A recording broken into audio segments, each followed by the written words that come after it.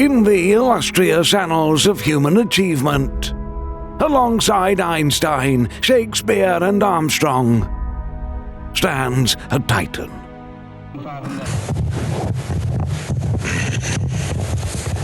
Behold a man whose fingers danced on arcade buttons with unparalleled grace.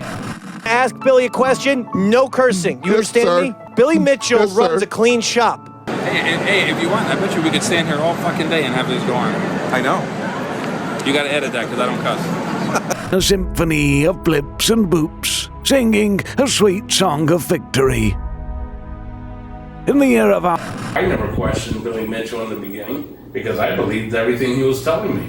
Why would he lie to me or his close friend? 1982, one name was etched into eternity. First conquering Donkey Kong with a high score so monumental, it became a beacon for gamers everywhere, illuminating the path of gaming glory for decades to come. 874. You have to deny, you have to live in denial for a long time till the lie catches up. You have to remember all the fucking lies you told to keep the story straight. You gotta tell more lies that cover. And the stress and the stress and the stress, how do these guys sleep at night? Apparently some of them sleep like babies. With first a whisper and then a flash, humanity bore witness. To Bill Mitchell's assumption is that he didn't think that Bill Bastable had the perfect Pac-Man. After going to Bill Bastable's house and seeing a photo that was in the series of 80s, it sort of corroborates that maybe possibly looking into things that Bill Bastable possibly might be having the Transcendent Donkey Kong scores, each announcing with unmistakable majesty the dawn of a new epoch of video.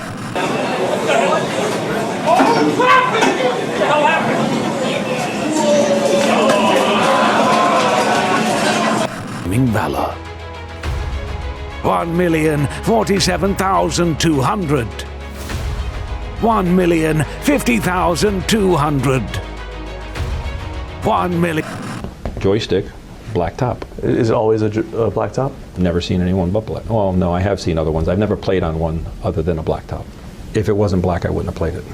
Why is that? Because the other joysticks are not real joysticks. They're not Donkey Kong joysticks. 62,800. Prepare yourself, dear viewer, for you are about to learn of a tale so extraordinary that it's...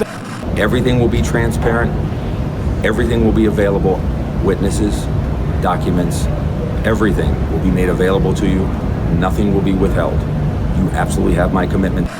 As a testament to the boundless potential nestled within the human spirit. As a tapestry of Twin Galaxy high scores and Guinness World Records unfurl behind him, like a resplendent cloak of retro video gaming royalty, I introduce to you the tale of Billy Mitchell, the undisputed, unparalleled king of Kong, the video game player of the... Never any statement from Namco that they crowned Billy Player of the Century. No reporting at the time reported this, and the plaque itself doesn't even say it. It's almost as if Billy Mitchell made it up. So you were given two different plaques? 2 awards from Namco. All right. Just like I said earlier. And this was one of them, the other one was a Player of the Century? That's correct. Do you have any copies of the Player of the Century plaque? No. Any pictures of it? I guess no. I'd have to look for them. I don't know if I do. Have you looked for any of those pictures? I haven't found any to... The century.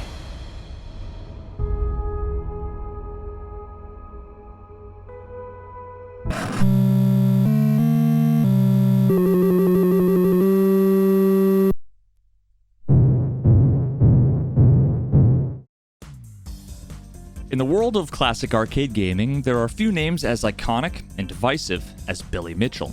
First introduced to many in the 2007 documentary, The King of Kong, A Fistful of Quarters, Mitchell wasn't portrayed as just any old retro gamer.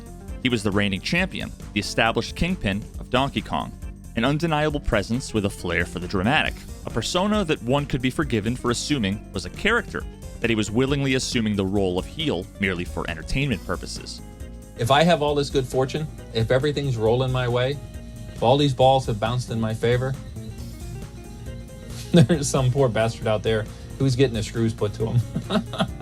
Now opposite him stood Steve Wiebe, in almost every way a stark contrast to Mitchell's apparent success and bravado. Portrayed as the genuine, soft-spoken family man, the underdog challenger with a quiet humility, respectable determination, and a heart-on-his-sleeve attitude, Wiebe was quite obviously the protagonist of the story. His talent is in his hands. He pitched, he was a basketball. Now, as the documentary unfolds, we see that Mitchell's reputation is built on so much more than just his gameplay, for better or worse. Unlike Wiebe, who we see traveling across the country on multiple occasions to put his skills to the test in live, competitive environments, we never actually see Billy play at all, with him even refusing to show up and compete against Wiebe at a venue mere miles from Billy's house in Florida, when Steve had flown all the way from Washington State. I told him last night that he had to come, that there was no reason for him not to be here. He says, I have 15 reasons why I can't come. I said, they're all BS. This is at 1:30 in the morning. I said, they're all BS because I have 15 reasons why you have to be here. I traveled 3,000 miles to give myself a chance to get the world record and be in Guinness. I hope he can at least come 10 miles and put his game on the line. Now, with what's obviously intentionally cut to highlight the painful irony, we witness in real time Billy's complete lack of willingness to actually perform under pressure of live in-person competition, intercut with his own commentary about how that's the only way to truly earn respect from your competition, to prove that you're the best, something he claims he's earned. Video games are meant to be played in a competitive environment, under pressure, organized, where you have to perform literally on demand. You have far more credibility than someone who says, oh, I did that last week. If you don't play when you have to play, if you don't play when the pressure's on, you're really not good enough. Eventually culminating in one of the film's most iconic moments, when Wiebe successfully achieves a new world record of 985,600 points, live at Fun Spot in New Hampshire, only for that moment to be instantly crushed by the deviously timed release of a videotaped performance from Billy, who we see at the time sitting on his couch back in Florida, far away from any real competitive pressure. A tape where he allegedly achieves a score of 1,047,200, the score that would come to be known as the King of Kong score, completely overshadowing Wiebe's accomplishment mere moments after it happened. These kinds of tactics from Billy, his approach to competition, as well as some of the other seemingly devious and evasive actions represented in the documentary, not only raised quite a few eyebrows for many people, questioning the sportsmanship or ethics around this kind of behavior, but also raised questions from others about the authenticity of his gameplay and the integrity of some of his achievements. A recurring sentiment throughout the film, both from Billy himself as well as from others in the gaming community, was that Billy Mitchell always has a plan. Now, this statement, seemingly innocuous at first, takes on a more insidious undertone as the documentary progressed. The audience is asked to ponder if Billy is simply a strategic thinker, always a step ahead, or if this alludes to a more cunning, perhaps even nefarious nature. One thing was clear for sure. For Billy himself, being perceived as the best wasn't just a goal, it was an imperative, a meticulously crafted image that he was determined to maintain at all costs.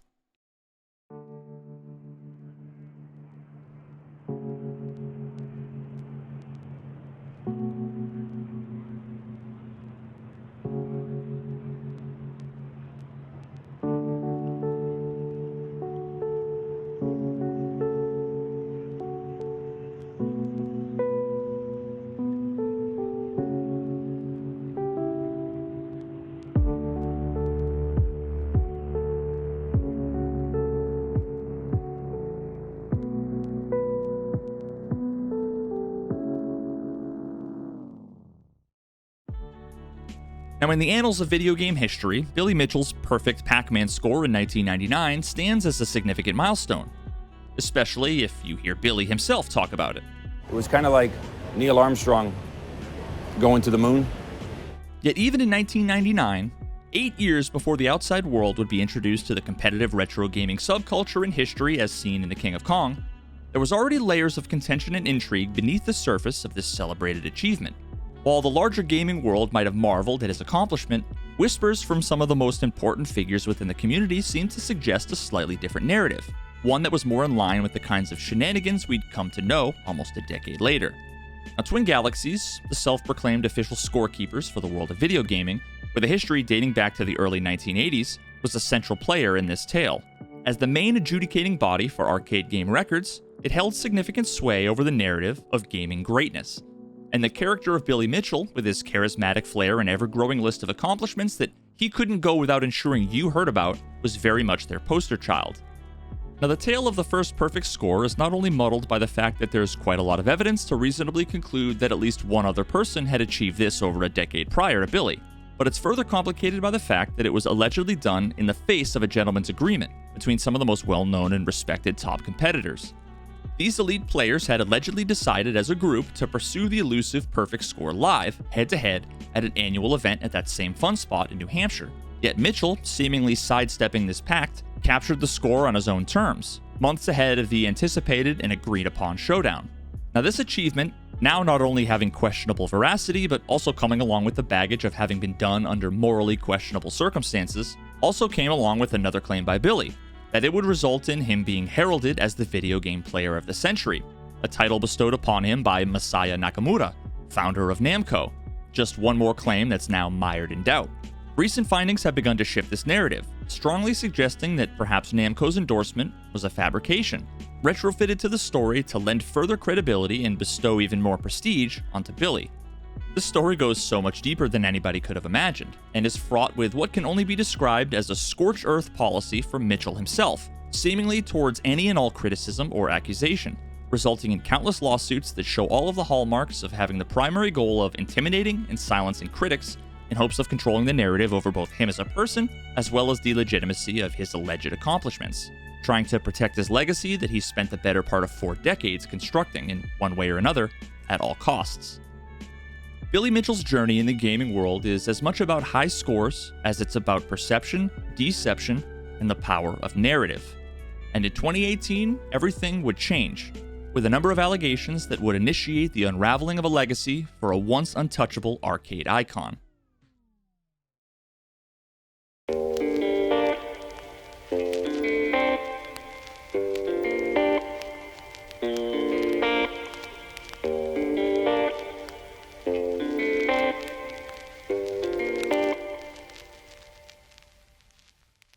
In August of 2017, Jeremy Young, aka Zelnia, a moderator of the Donkey Kong forums, opened up a dispute thread on the Twin Galaxies forums, challenging the legitimacy of one of Billy Mitchell's world record Donkey Kong scores, referencing a lack of evidence that the record actually occurred as it had been claimed, as well as multiple pieces of circumstantial evidence supporting the idea that perhaps not everybody involved in these events were necessarily telling the whole truth about what really happened.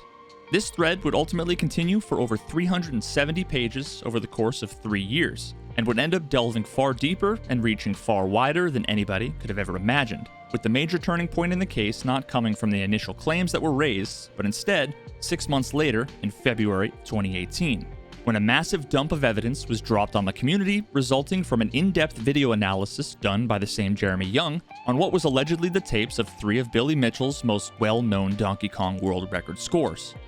The conclusion of this analysis was the claim that his findings proved conclusively that the 3 scores that would eventually come to be known as the King of Kong score, the Mortgage Broker's score, and the Boomer's score were not done on original Donkey Kong arcade hardware, but rather generated on something called MAME.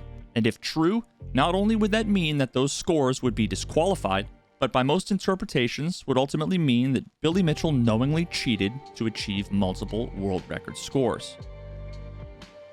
This analysis, and what followed as a result, would eventually lead to all 3 of these scores being removed from Twin Galaxies leaderboards, no longer recognized as legitimate world records, as well as resulting in those scores that were previously featured in the Guinness Book of World Records being removed, initiating a cascade of lawsuits between Billy Mitchell and basically anybody that got involved in one way or another, with multiple lawsuits still ongoing to this day. So, what the hell is this MAME thing that everybody keeps talking about, and what exactly did Jeremy Young's analysis actually say? Buckle up, boys and girls, because things are about to get spicy. And the fact of the matter is, everybody is looking at the film, and everybody is questioning the fact, was it arcade or was it MAME? What is MAME exactly, for those who may not know? I've never even played MAME. I don't have MAME loaded in my home. But basically, MAME is an emulation of what is in the arcade. That's right. It's just not the arcade.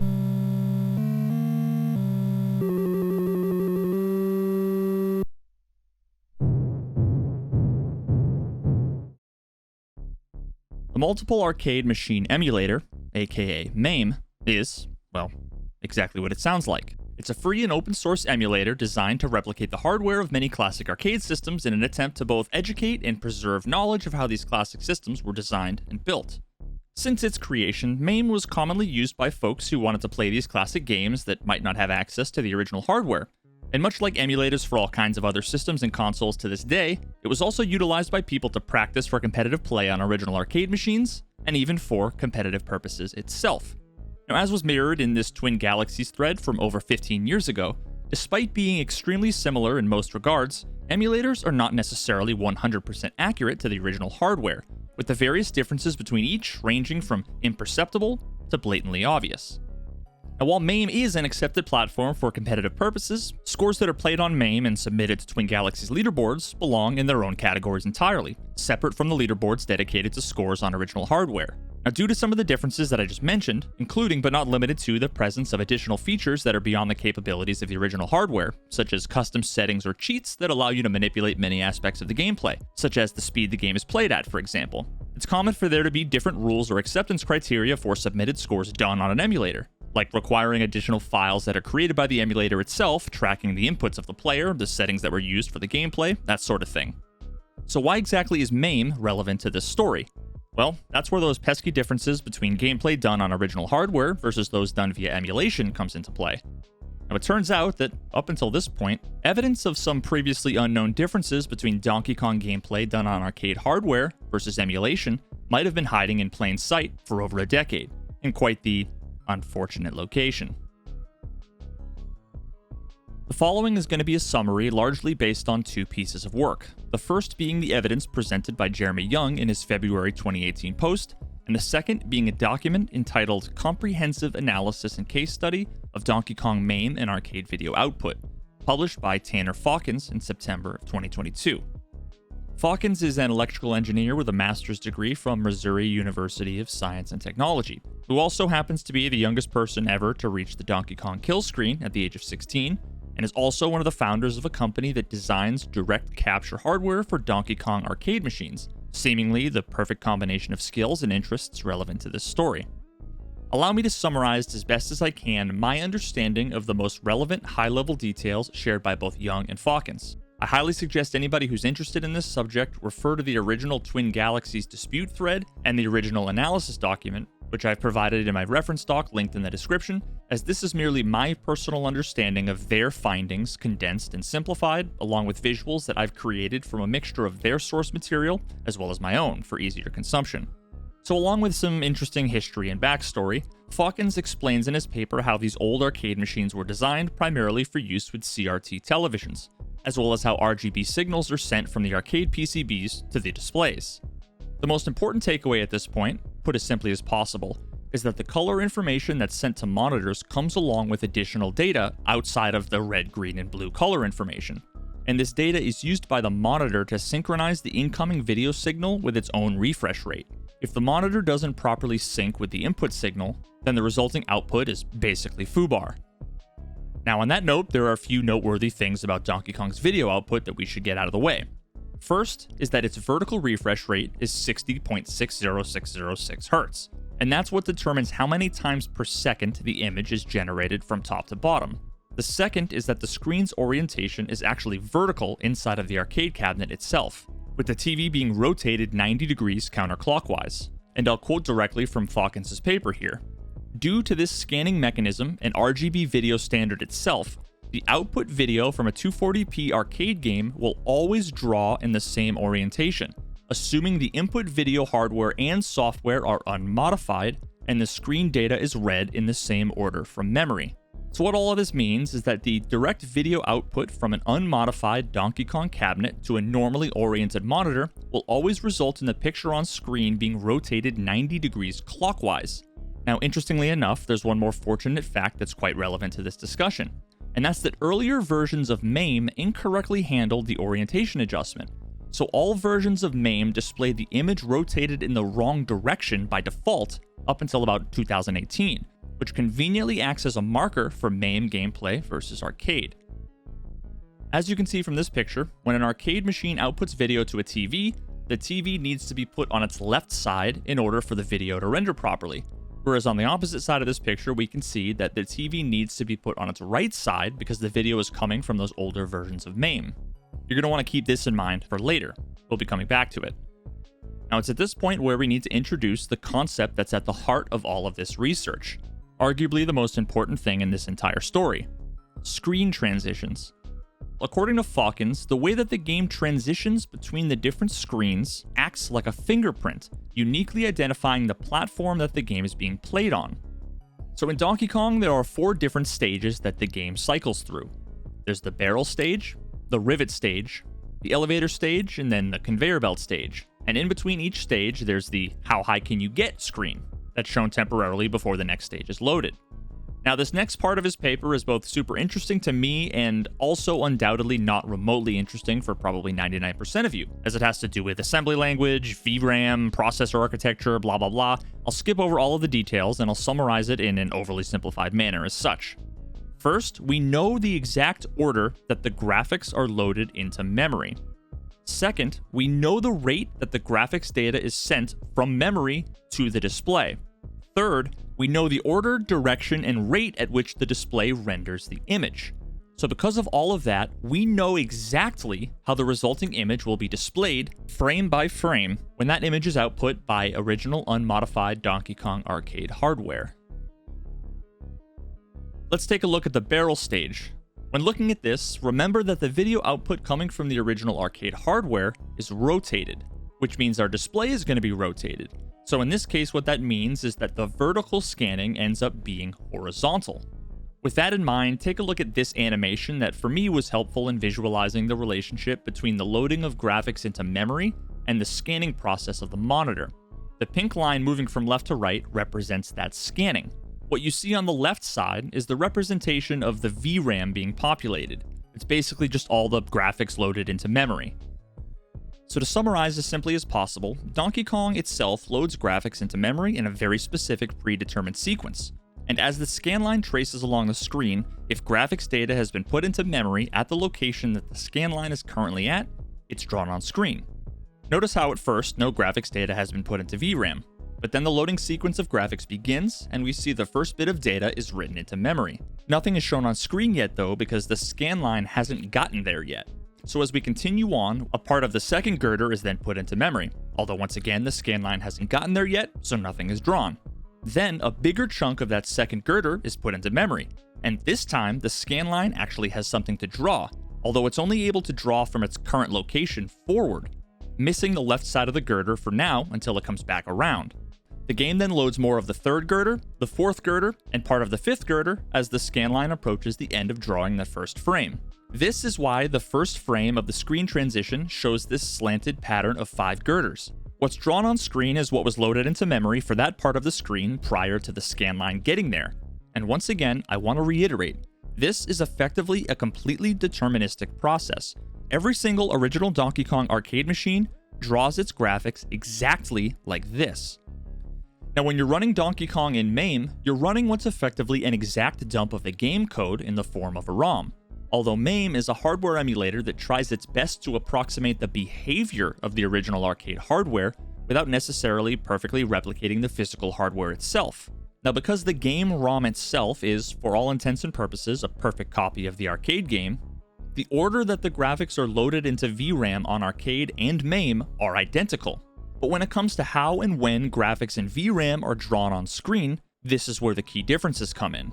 MAME doesn't draw graphics scanline by scanline like arcade does. Instead, once per frame, whatever graphics have been populated into memory since the last frame was drawn gets instantly drawn to the screen, which in this visual is represented by that pink flash. Because arcade and MAME load graphics into memory in the exact same way, but arcade acts like a scanner, whereas MAME basically takes snapshots, that's why their transition screens are always consistently different in the exact same ways every single time. This behavior is now very well understood for each of the individual screen transitions, and is actually a beautifully consistent process that, as Falcon said, acts like a fingerprint for arcade hardware. Now, while his 2022 analysis outlined the how and the why behind the screen transitions, undoubtedly an insanely valuable contribution to the discussion, it was 4 years earlier in Jeremy Young's bombshell February 2018 post where this revelation was first introduced to the Donkey Kong world. The meat of this two-part post is in the visuals. For each screen transition in the game, he put together a collection of animations showing the frame-by-frame rendering of each stage from a handful of different sources. First, multiple versions of MAME were tested in order to be able to compare any idiosyncrasies between the different versions of the emulator, as it's remained in active development for many years now. Second was from reference footage compiled by another member of the DK forums, Chris Gleed, who went through the expensive and painstaking process of putting together a direct feed recording setup on his original Donkey Kong arcade machine in an attempt to try and replicate the setup that Billy Mitchell was reported to have used at the time. The third was from reference footage compiled by Jeremy Young himself, this time using his cell phone camera to record the screen on his own original DK arcade machine. Finally, these reference animations were compared with transition images gathered from footage of Billy Mitchell's various world record scores from over the years. The King of Kong score, the Mortgage Broker score, and the Boomer score. In order to make what I think is the most important, relevant information as digestible as possible, I've put together my own little visual that shows what I would argue is the most compelling evidence. The first frame of each transition, on one version of MAME, which I'll get to later, Chris Gleed's direct feed setup, and the associated frame from Billy's high score tapes. Take a moment and look at each comparison. Knowing what you know now, what would you think if you came across this evidence and had to make up your mind as to if Billy was playing on arcade, as he claims, or on MAME, which is what's been alleged by Jeremy Young as a result of this evidence?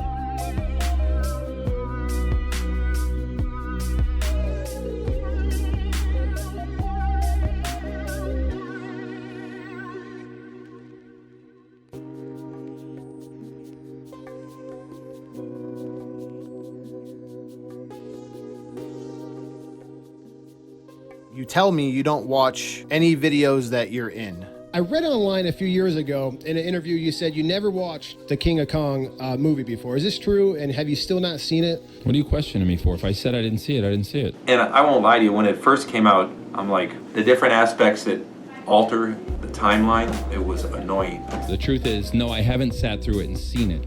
Have I seen various scenes because they come on an email or, yes, I have seen that, but I've never seen the movie.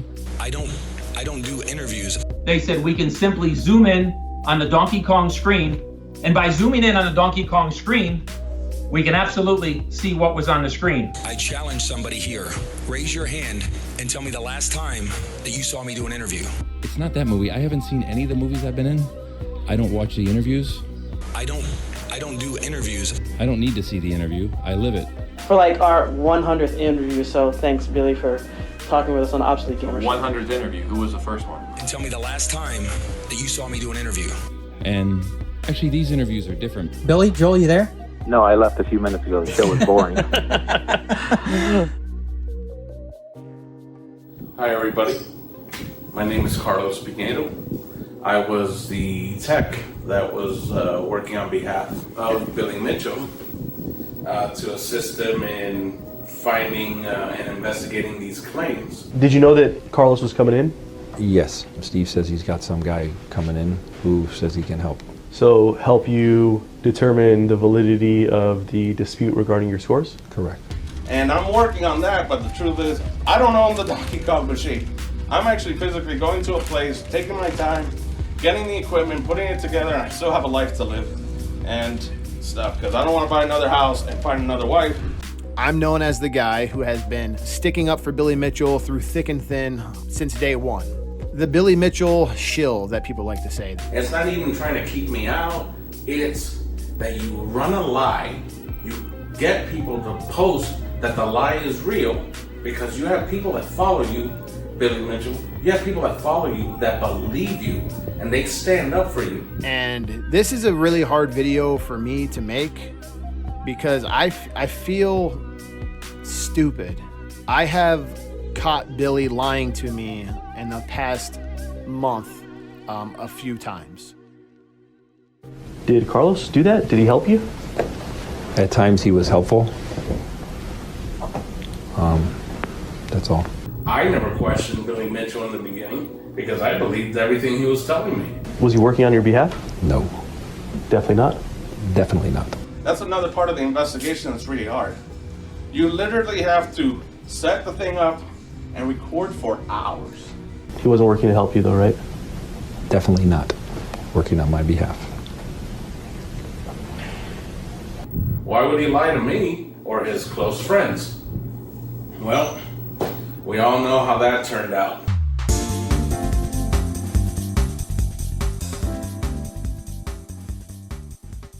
In the weeks and months following this major breakthrough in the case against him, Billy Mitchell would speak publicly on multiple occasions, attempting to address the controversy. Initially outright denying that his video showed any evidence of gameplay done on MAME, which I just decided I'm going to refer to as MAME play from now on.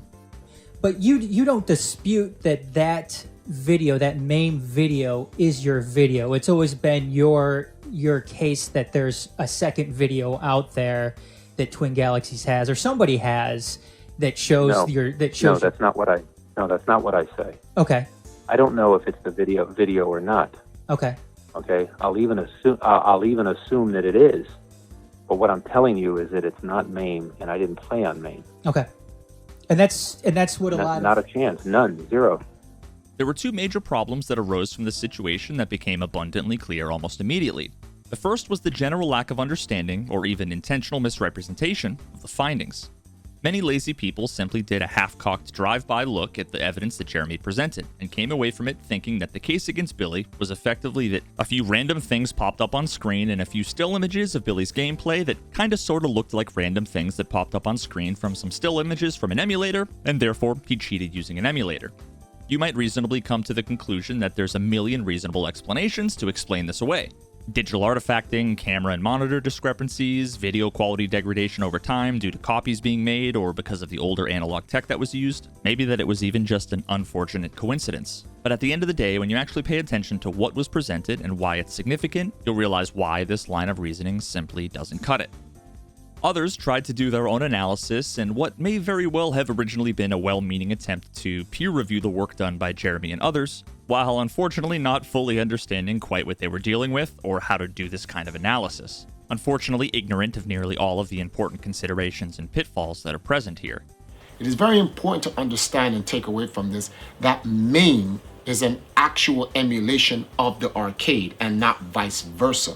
So an arcade game acting like MAME or a MAME game acting like an arcade is supposed to happen because it's an emulation of the arcade. In case it's not painfully obvious, what he just said misses the point entirely. MAME may be an emulator, but it's not a perfect one-to-one emulation. That's the point. It's not what's common between MAME and arcade that's important, it's very specifically the differences that are used to identify MAME play from arcade, with Billy's gameplay only ever exhibiting differences from arcade, not the other way around. His game loads up in about 3 to 4 frames, right? And if you look at how his screen loads up, there is a similarity. 3 girders appear on the stage first before loading everything else. But if you notice on the 3rd frame, the entire screen is populated. Let's take a look at the oil barrel, the blue barrel. It loads on the 3rd frame. But if you look at MAME, MAME doesn't load it on the 3rd frame. The barrel actually loads a frame or 2 later depending on which MAME version you use. That's one example. So there are some similarities, but they are not exact. When you actually understand how the arcade and emulators load their memory and generate their images on screen, which everybody watching this video now should, and couple that with even a basic understanding of a few additional relevant concepts like rolling shutter, frame blending and ghosting, and other things like YouTube's video compression, then all of the inconsistencies that you point out here are 100% in line with the conclusions that Jeremy Young's research came to. One such example was this. Frames are lost. I've actually tried a couple of this in my Premiere program, and you can stretch frames and find invisible frames that the eye can't even catch, that the games don't even normally catch, but you can catch them in there. Now this is of course nonsense, and is what happens when you use tools that you don't fully understand and then jump to conclusions about what you're seeing. He's not magically finding some kind of hidden frames in the video. He's almost definitely just using tools that are literally duplicating frames or creating entirely new composite images by blending multiple frames from the original video, resulting in frames that were never there to begin with, and then concluding that the inconsistency that he created somehow calls into question the evidence presented. Time interpolation is the way that Premiere is going to interpret the footage if you were to stretch something out beyond the frames that you have available. It's either going to use frame sampling, which is just duplicating frames in between the frames that it does have available. With frame blending, just imagine Premiere Pro adding crossfades in between each frame to fill those gaps. And then with optical flow, Premiere Pro is going to artificially create new frames where they're needed. Let's take a look at a couple of games that Steve Wiebe has played. His games are not in question, but they're the point that I'm trying to use about Billy's games. If you look at two of his games here, this is the same game, but a repeat of the barrel stage being loaded up from two different points in the game. As you can see, they are different and shows the inconsistent loading match of the stage. This could be due to a number of reasons that no professional expert in the field has come forward to explain. Now what he's describing here as the inconsistent loading of arcade screens is of course wrong on a number of different levels. His problem here is that he's assuming that what he sees from the video recorded by a camera pointed at this monitor is what was actually displayed on the monitor at the time, which isn't true in this case. Saying that this video proves Donkey Kong arcade machines load inconsistently is the equivalent of looking at this video and saying that the wheels on cars don't always rotate consistently. You're just misunderstanding what you're seeing. Now I'll come back and respond to that specific example in a moment, but first we gotta go over a few bits of prerequisite information. The loading of levels and their display on screen, frame by frame, is unbelievably consistent. The inconsistencies that explain what we see in situations like this are entirely due to differences in timing, differences in recording equipment, and differences in the conditions under which they're recorded, not differences in how the graphics are loaded or displayed on screen. Think about everything that's at play here. First, we have a CRT TV. This is drawing the image on screen, pixel by pixel, row by row, column by column in real time.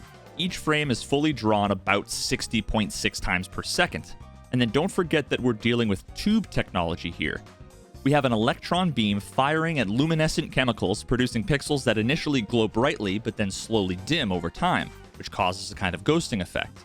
Now next, consider that most handheld cameras around this time period were recording at 29.97 frames per second, the NTSC standard. But again, even that is simplifying the fact that in order for the camera to capture a full frame, it has a sensor that reads the captured image data sequentially. This is what causes the rolling shutter effect. Now, to throw one final wrench into the works, the camera would have very likely been recording interlaced video. And what that means is that the recording splits each video frame into two sets of alternating lines, all of the odd lines in one set and the even lines in the other. These two sets are recorded at slightly different times, and given that the camera is recording at half of the frame rate of the CRT, that means that each individual image of the resulting video potentially contains image data from two or more frames of the CRT. Let's go ahead and take a look at two practical examples of how this all fits together.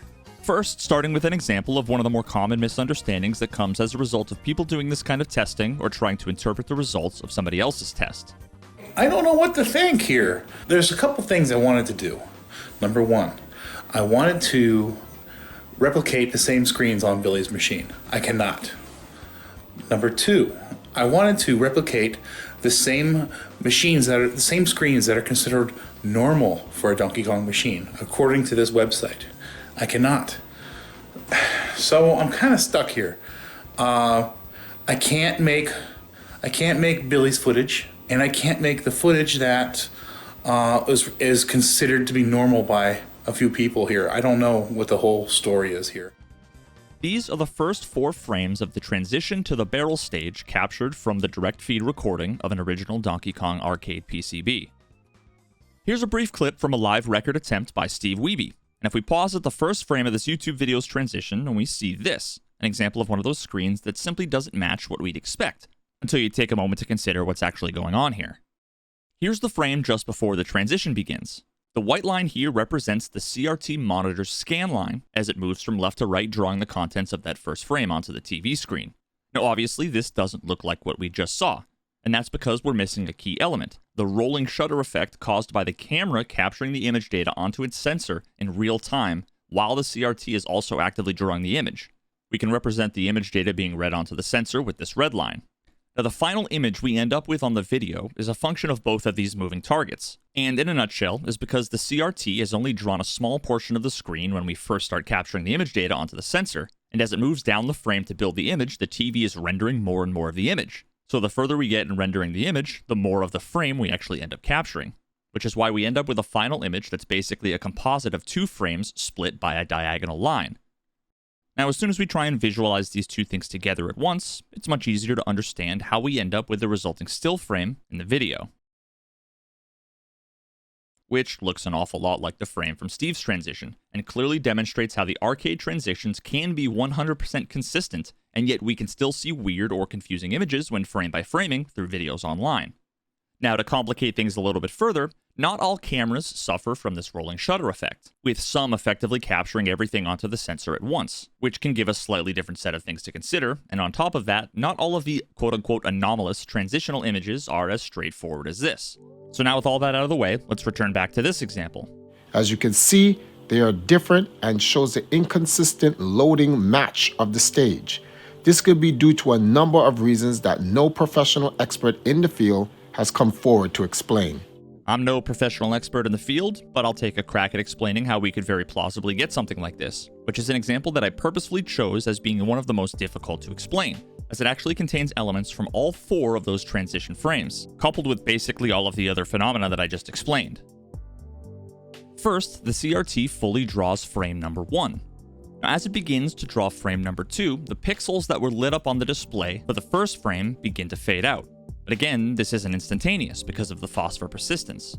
The CRT then begins to draw frame number 3, which is when the camera begins capturing its image. And in this case, all evidence points to the footage being from a CCD camera without the rolling shutter issue, recording roughly 30 FPS interlaced video, which if you recall means that every frame of the final video recording is actually composed of 2 different images captured at just under 60 fields per second stitched together.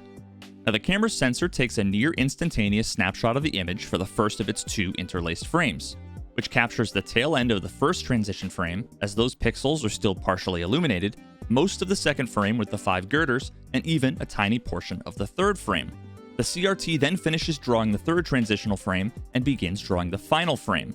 1 frame's worth of time has elapsed since we captured the first field, so now the camera snapshots the image data onto its sensor for the second field of the frame. Now this would leave us with this resulting composite image, which as far as I can tell contains exactly all of the same elements we see in the example frame that was said had not been explained. Because this frame is the result of interlacing 2 images together, any of the girders, ladders, or other areas where common pixels are illuminated across more than one of the frames are noticeably brighter than the others. The pixels in the 5 girder pattern are shared between the second and third frames of the transition. The pixels that were still barely illuminated from the dimming of the stack of gorillas that overlap with the girders from the following frames brightens up these areas on those girders. And this even explains the very specific pattern we see on the left side of the screen, with the bright rectangular portions of the girders that extend all the way to the left side, as well as the slightly dimmer portion in the bottom left-hand corner. The third frame of the transition contains the top 3 girders, but this frame doesn't include the bottom left-hand portion of the bottom girder. But the snippet of the last frame that the camera captures contains all 4 of these girders, 3 of them having shared pixels between the 2, which is why they're much brighter than the bottom one. And it also explains the small gap here, which you should now instantly recognize as being caused by the CRT scan line not yet making it far enough when drawing the 4th frame to fill in that gap. These transitions on arcade, as well as the transitions on MAME, are, as far as I can tell, as close to 100% reliable and consistent as we could reasonably say. And everybody that's tried to debunk this idea for the last 5 years has utterly failed. Any images that we come across that are not consistent with these transition screens are almost definitely caused by something external to the game's transition screens themselves. Until somebody's able to demonstrate some way for an original unmodified arcade PCB to reproducibly output these very clear and specific MAME transitions, I genuinely don't believe that there's any other reasonable conclusion that we can come to other than Billy's records were done using MAME. So to me, because of this inconsistency, there's just nothing to stand on because they have similarities, which is supposed to make sense. One's an emulator. It's supposed to emulate the arcade, so there's supposed to be certain things similar. The unfortunate side effect of these kinds of responses is that despite him not really knowing what he's talking about at all and getting it all wrong, he speaks so confidently that anybody who doesn't fully understand the concepts here can easily be convinced that at the very least this one guy just casts serious doubt on the entire case against Billy, giving those people a false impression that Twin Galaxies' findings were baseless or unjustified. Now, whenever I have the chance to collect my own evidence, to do my own testing, and to come to my own conclusions about anything remotely interesting or important to me, I try to take the opportunity. So even as compelling and overwhelming as the evidence presented thus far was for me personally, I felt like I needed that additional layer of confidence that comes from independently coming to my own conclusion, especially if I'm going to be making a video sharing my personal opinions or judgments related to another person's character or actions. So there were 5 things that I personally felt needed to be researched before I could totally be on board with Jeremy Young's accusations. The first was to personally examine all of the available footage that I could find of Billy's gameplay, examining the transitional frames for indications of gameplay, attempt to identify arcade-specific indications that would contradict the conclusion that it couldn't have been done on arcade, to verify that this was the same footage that Jeremy Young used in his analysis, and to ensure that the evidence he presented wasn't cherry-picked or misleading in any way.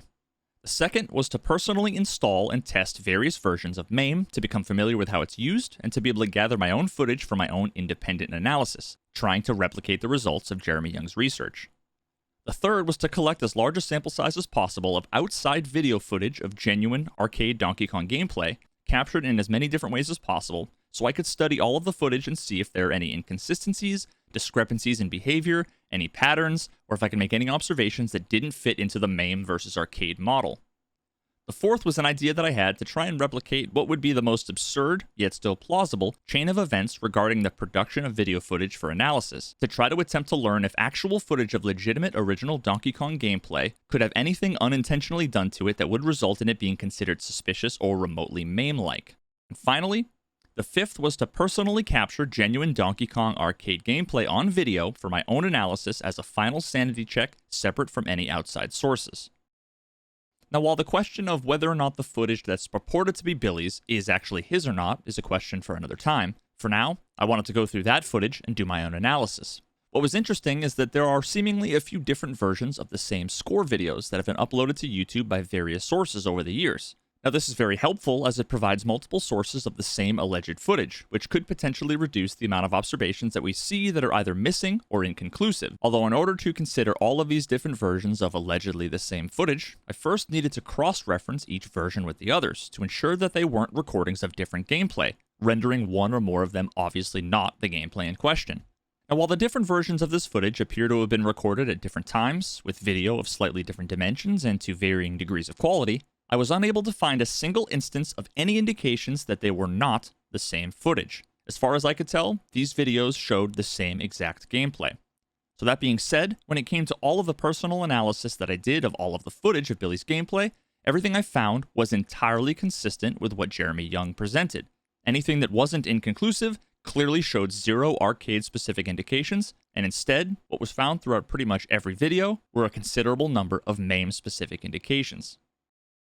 Now, at this point, it was important that I do my own independent analysis of MAME to try to get familiar with how it works in general, learn some of its capabilities, and get a sense for the kinds of things that you can do with it in terms of custom configurations and settings, something that'll be super important a bit later on. Once I was able to get everything up and running consistently, ensuring that I tested a handful of different versions, some overlapping with the versions that Jeremy Young used to test, as well as ensuring that I toss in a few random versions as well for good measure, I then got to collecting as many samples of MAME Donkey Kong screen transitions as I could. Now, getting my own personal first-hand experience using MAME was not only a prerequisite for feeling more comfortable about my ability to objectively analyze the conclusions that other people like Jeremy had come to, but it was also super valuable as it served to introduce me to some additional quirks and behaviors that specifically MAME Donkey Kong exhibits, which fortunately provides us with even more opportunities to distinguish MAME play from genuine arcade gameplay. One example is what's shown when the game is initially launched, which on arcade gives us a brief flash of a seemingly random jumble of multicolored characters and sprites, a pattern that's unique to every arcade PCB, referred to as a rug pattern. Now, conveniently, none of Billy's record footage ever shows the game being launched or reset. The recording always seems to start after this, so we never actually get a chance to make this comparison, which is unfortunate, as this is something that's not too uncommon from many of the record submission videos that I saw, like this one from Steve Wiebe. Hello, this is Steve Wiebe here. I'm gonna restart the machine and play a game of Donkey Kong. Now let's compare that to MAME's loading screen, which, looking at some of my loading footage, we can see a wall of multicolored zeros. Another aspect of genuine arcade gameplay that would be a valuable piece of evidence for Billy that isn't present in any of his videos is sound. MAME historically has a number of incorrect sound effects for Donkey Kong, so if audio was included in his video and didn't have any anomalous sound effects, that would have been really good for his case. Now, we even know the converter that Billy claims to have used to capture his footage, and we know that it's capable of recording audio. So, once again, we have one more element that's blatantly different between arcade and MAME that also just so happens to be conveniently missing from all of Billy's submission tapes. In my testing, a number of different versions of MAME had some sound effects that seemed fine, but then I'd hit entire sections that would be totally silent and other sections that would play totally weird, broken-sounding audio that, if present on any gameplay footage, would be a dead giveaway for MAME.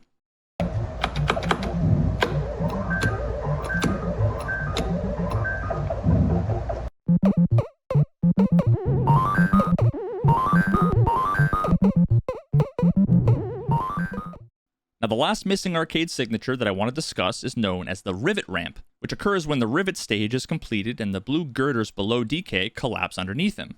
These blue girders are rendered in the same way that the other elements, like the red girders and ladders on other stages are, and when played on arcade, what this means is that during the collapse we can see what looks like a stepwise stack of girders that form a kind of ramp, while on MAME, the collapse is instantaneous, so you never see the ramp. Now, as expected, this is missing from every example that I can find in Billy's footage. Now, of course, it needs to be said that there's a number of plausible explanations as to why one or more of these could be missing from any of the footage, depending on how they were recorded, how they were uploaded, and compressed. So the absence of evidence here doesn't really tell us anything definitive. Maybe this transition is rare or hard to capture. Well, looking back at that Steve Wiebe video that I just showed you a moment ago, if we look at the first 3 rivet stage completions, we see that the first, second, and third all clearly show the rivet ramp.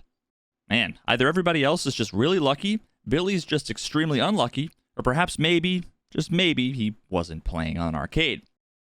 So, with all of that being said, when it came to my own personal MAME testing and analysis, everything that Jeremy Young presented was entirely consistent with my personal findings. After compiling as many different original Donkey Kong cabinet gameplay videos as I possibly could, going back a decade more in time, including a wide range of completely independent and unrelated sources, a wide array of recording setups, direct feed, handheld cameras, cell phone cameras, all kinds of different frame rate combinations, viewing angles, rendered and uploading using all kinds of different software at different times, everything I observed was entirely consistent with what Jeremy Young presented. I never once witnessed a single frame that looked anything like MAME, and every single video I watched contained at least one arcade-specific indication. Now, if you have any reasonable doubt at all, which you shouldn't take my word for it, this is the easiest thing that any of you watching this video can test for yourself. Go find a YouTube video that claims to show original arcade gameplay. Pause the video right before one of these scene transitions, and use the period or comma keys on your keyboard to go frame by frame. What I predict that you're going to see most commonly is going to be a single frame that's basically a mashup of one or more arcade-specific frames, either catching the CRT partway through drawing one frame while the previous is still lit up on screen, or sometimes even diagonally cut off due to the rolling shutter effect, with the occasional case of the initial frame of the transition being lost entirely, which can easily happen for a number of totally normal, mundane reasons, and is ultimately inconclusive. What I can pretty much guarantee that you won't see is anything that looks remotely like MAME.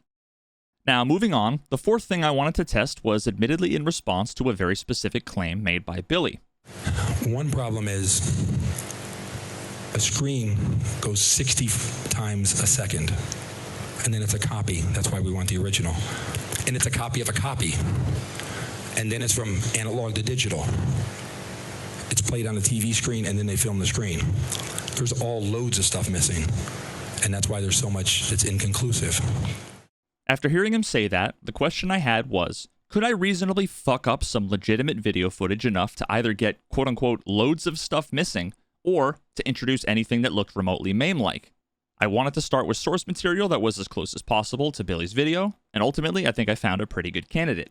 This video is from 2007, where it appears as though a number of folks related to the story on one side of the argument or another are at Fun Spot, watching a record submission tape from Steve Wiebe, being fairly skeptical about the legitimacy of his gameplay for a number of different reasons that honestly we don't have to get into right now. I'm not interested in doing some kind of debunk on the claims in this video. I only say that more so to point out that I think it's interesting that one of the things brought up is the potential for MAME shenanigans here. More than 15 years before, we'd finally have the knowledge to be able to do this kind of video analysis. I could have actually taped a MAME game with save state, put it direct feed through a monitor, put it in a cabinet, and had 1 million points. Like, you have to go through and analyze this stuff because there's so much stuff you can do to cheat if you really want to. This video is an example of a reasonably similar set of circumstances to much of what we see in Billy's videos, using the same kinds of technology from the same time period. The major difference here is that Billy claims his footage came from a direct feed out of the arcade cabinet, whereas Steve's footage is from a camera recording his gameplay. Although, if anything, this difference is not in Steve's favor, as his video is simply not going to be as clean as if it were a direct feed recording, so there's more opportunities for something to be introduced into the video that might make it look suspicious. Let's use what we learned to go through the transitions shown in this video. Now, unfortunately, within the 15-minute video, we can only see 4 screen transitions, but this is nevertheless 4 opportunities to corroborate some of the claims being made here. What we're seeing when we watch this video is supposed to be video footage of gameplay done on an original Donkey Kong arcade machine, with a camera on a tripod recording the gameplay shown on the cabinet's monitor. The assumption here that we're testing is that Steve Wiebe was using the setup that we saw him use in The King of Kong. Now, according to Billy, we already have one potential source for some kind of artifacts to be introduced to the video that could possibly make the gameplay appear to be MAME. A camera pointed at a screen, with all kinds of things like inconsistent frame rates and the potential for rolling shutter. Now, next is a bit of an assumption, but I would think that he would have made a copy of the tape before submitting it to Twin Galaxies. I don't know about you, but if the only evidence that I had of a world record was a single VHS tape, I'd probably want to make as clean a copy as I could and send that in, holding on to the original myself just in case it were to get lost in the mail or something. Nevertheless, according to Billy, that's one more potential source for MAME-like indications to be introduced. Now, the copy of that tape was then played on a different TV screen, and then also recorded with a second handheld camera, then digitally converted, compressed, and uploaded to YouTube. Now, my hypothesis is that this gameplay was done on arcade hardware, not MAME, and as such, I predict that we will not see a single MAME indication. We should see at least one arcade-specific indication, and we'll very likely see one or more cases where rolling shutter or drop frames will make the transitions inconclusive. And you know what? Fuck it. Let's take it one step further. I grabbed my cell phone, pointed it at the screen, recording my monitor playing the YouTube video, and then I sent the video to myself through Discord, where Discord's compression makes the video look like it's being played back on a TI-83 graphing calculator. No, seriously, this is what the resulting raw video from Discord looks like being played back inside my video editor. Now, to quickly recap before I show you the results, what we have here is an insanely compressed version of a cell phone video that recorded a monitor playing back a YouTube video of a 16-year-old video taken on a shaky-ass handheld camera pointed at a shitty television playing back a VHS tape that was a copy of another VHS tape recorded from a handheld camera pointed at an arcade CRT monitor. There's got to be no way that we can see anything remotely conclusive here. And if anything, it should look all sus and MAME-like, right? Let's look at the first transition shown in the video, which shows one of the barrel stages loading. At this point, I think we can all pretty much instantly identify the 5 girder transitional frame that's indicative of genuine arcade hardware. What we have here in the first transition that we see in this video, this single frame by itself is already more positive evidence that this is genuine gameplay than we have in the sum total of all of the hours of Billy's footage. Moving on, let's look at the ending of one of the rivet stages to see if we can see the rivet ramp. Well, would you look at that? Even blown up to 400%, I'm willing to bet that you all watching this video can clearly see one more of the obvious indicators of arcade hardware being used, something that we curiously have never seen once in any of Billy's record footage. Now finally, let's look at the two different versions of the same transitional frame they showed at different times throughout this video, with one of them seemingly happening during a mini earthquake. Now looking at these two frames, at worst, by themselves, one could argue that they're inconclusive, given the poor quality, all of the ghosting and frame blending, and the potential for rolling shutter. But along with the other two frames that we've already seen, if you put a gun to my head and made me choose between arcade or MAME, I would feel pretty confident saying that this looks like arcade to me, especially the image on the right, as what we see here looks to me to be the first and second frames of this transition on arcade summed together, which would look exactly like this. So, with the deck completely and utterly stacked against us, in a situation far, far worse than anything Billy has claimed, we don't have a single instance of anything that looks remotely like MAME, and multiple clear indications of genuine arcade hardware. So when it came to this little worst-case scenario case study, everything that Jeremy Young presented was consistent with my personal findings. Now finally, it came to doing my own personal testing on an authentic arcade machine, which was going to be difficult considering that I don't own one, although I did have a bit of an ace up my sleeve. Anybody that's seen King of Kong would recognize this place, Fun Spot, the arcade where a noteworthy amount of the documentary was filmed. Now believe it or not, I actually live within a reasonable driving distance of this Fun Spot location in New Hampshire, so I gave them a call, confirmed they had an original Donkey Kong arcade, and decided to make the pilgrimage there to test for myself. Now unfortunately, I'm not very good at Donkey Kong. In fact, as far as I could recall, this is the first time I had ever actually played the game. And I was also cognizant of the other people there that wanted to play, so I didn't want to hog the machine. So with that being said, I was only able to replicate a few of the screen transitions presented as a part of Jeremy's evidence package, but in my opinion, what I found was more than enough. Hell, I even managed to complete the rivet stage exactly one time during my entire playthrough. What do you guys think? For my one and only chance at seeing the rivet ramp, was I as unlucky as Billy?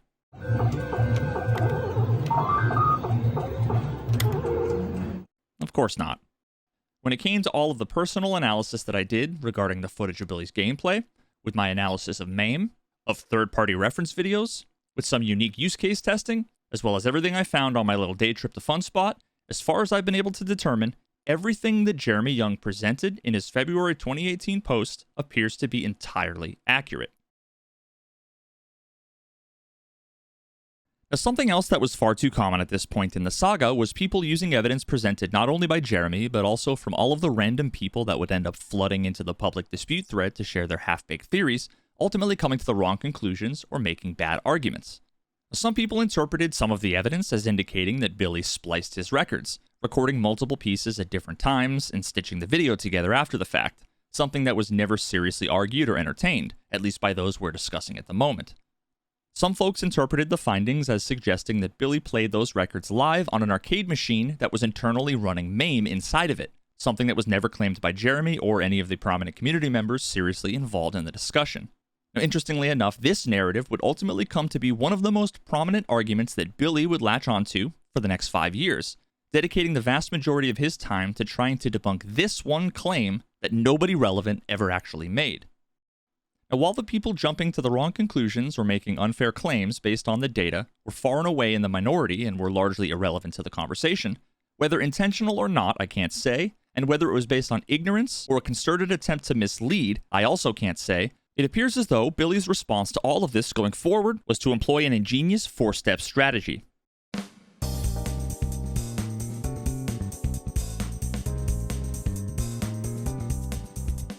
Step 1.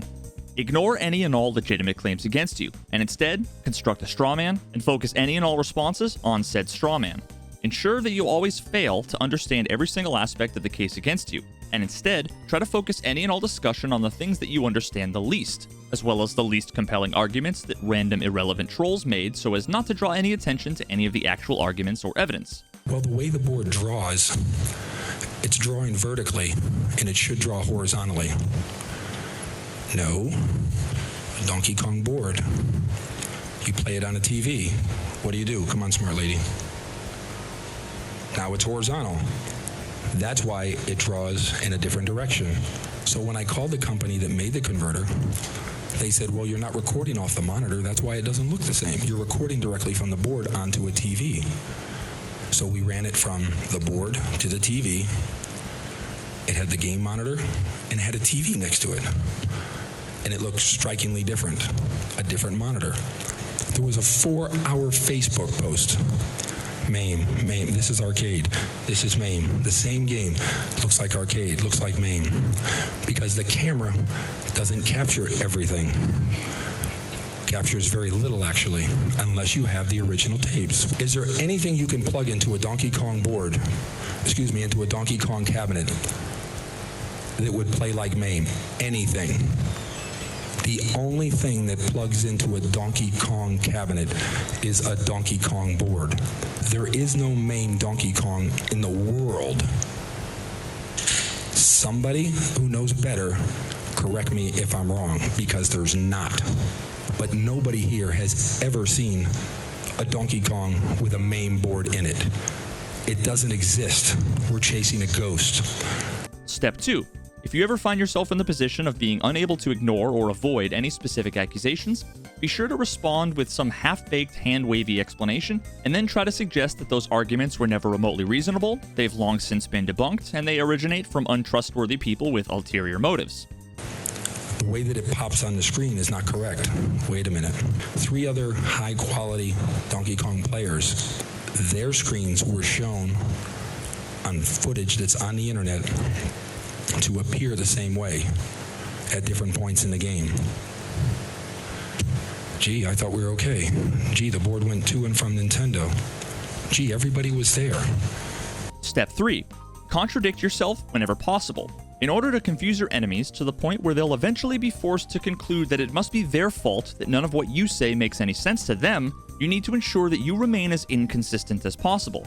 This also comes with the added benefit of allowing you to shift to whatever narrative makes sense in the moment. Any chance you get to state something matter-of-factly that's clearly untrue and easily debunked, do so. At some point, they'll assume that you must know something they don't. Notice the press release no longer says it's MAME. They just say that they don't think it's arcade. And it was recorded. And the game was recorded. And there's a room camera, just like one of these, 9 feet in the air, viewing down on the area. It took 6-hour tapes. They're part of the record. They were turned in. I don't have to record the game. I'm recording the game for my purpose. So when we do a movie, I got it. It's a better movie.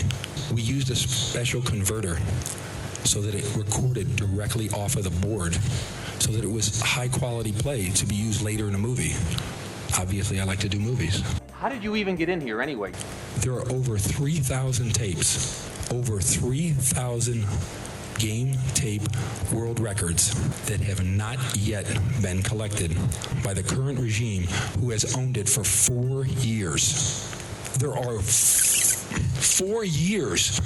And I says, do you have the tapes yet? Oh, we're working on it. Those tapes were handed over to the referees.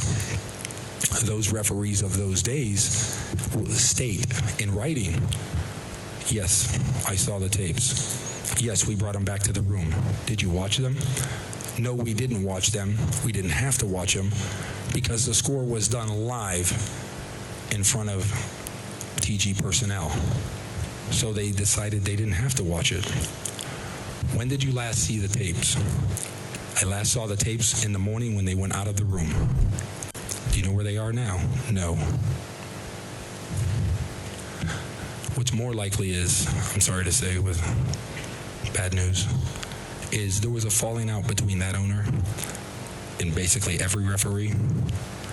And many of them told me that they took their stuff and threw it in a dumpster. My lucky guess is, along with a lot of other stuff, it was chucked and thrown in the dumpster. But those originals, there are no copies. That's crazy to me. What, you're going to make just, the original's got to be in there. The original's got to be in there. I mean, putting it in the game, locking the game, it's got to be in there. The room shot, showing me play all that time, has there been due diligence done? Step 4. confidently give the impression that you've effortlessly debunked each and every claim against you. And when they inevitably point out that you completely failed to understand literally every element of the arguments against you, make sure you accuse them of moving the goalposts and then claim one more victory in the fight against the haters. But once again, they came up with a problem. Okay, we debunked what they had to say. Oh, let's move the goalpost. We showed that. Oh, no recognition. We moved the goalpost again. That was about the 6th or 8th time they moved the goalpost. There was never a congratulations. There was never a, oh, gee, we learned. We didn't know. Oh, I understand. Nothing. We moved the goalpost. Despite traveling far and wide, attempting to control the narrative as best he could, Billy wasn't making much progress, at least outside of a small circle of simps that would be there to defend him no matter what the evidence said. As the weeks and months went on and the mountain of evidence continued to amass, more and more, day by day, it was clear that he was going to need some help, and fast. Good day, everyone. My name is Carlos Pinedo. I'm an electrical engineer. And in this video, I'm going to talk about the Billy Mitchell video discrepancy dispute. Carlos didn't know Donkey Kong, he didn't know Billy Mitchell, but what he did know was retro arcade electronics. After happening upon a random Facebook post from the owner of a local retro video game distributor that he had previously sold some miscellaneous arcade parts to, Carlos's interest had been piqued. The post was asking for some help or answers related to some interesting arcade hardware, and after a bit of back and forth, he found himself at arcade game sales in Fort Lauderdale, Florida, in front of a number of gentlemen telling a crazy tale of some antisocial, jealous losers on the internet in their unjust crusade to take down a retro video gaming legend. Ultimately drawn in by the prospect of having access to exactly the kinds of technology that he'd been nostalgically craving to get his hands on for years, to effectively be given free rein to conduct whatever tests and experimentation that he could want, for free, while at the same time having the opportunity to help somebody in need, is any engineer's dream come true. Little did he, as well as a few other members of a group that would eventually come to be known as Team Billy, know that they had just wandered their way into a hornet's nest, only to realize far too late the debacle that they had become a part of. You see, Carlos had come into this situation operating under quite a reasonable assumption, that the folks that made up this motley crew of entrepreneurs, day traders, tech enthusiasts, and even a seemingly well-known and apparently well-respected public figure, a Guinness World Record holder and the subject of multiple documentaries, everybody involved here were all trustworthy, well-meaning, and informed, rational actors. There really wouldn't have been any reason for anybody coming into this situation to be skeptical of a handful of what appeared to be professional, responsible business owners, hobbyists, and family men, to assume that they were on the wrong side of a dispute against what had all the hallmarks of the stereotypical anonymous mob of toxic, frantically drooling internet trolls, let alone have any reason to remotely suspect that the person at the heart of this whole thing may not have been, let's just say, the most trustworthy of individuals.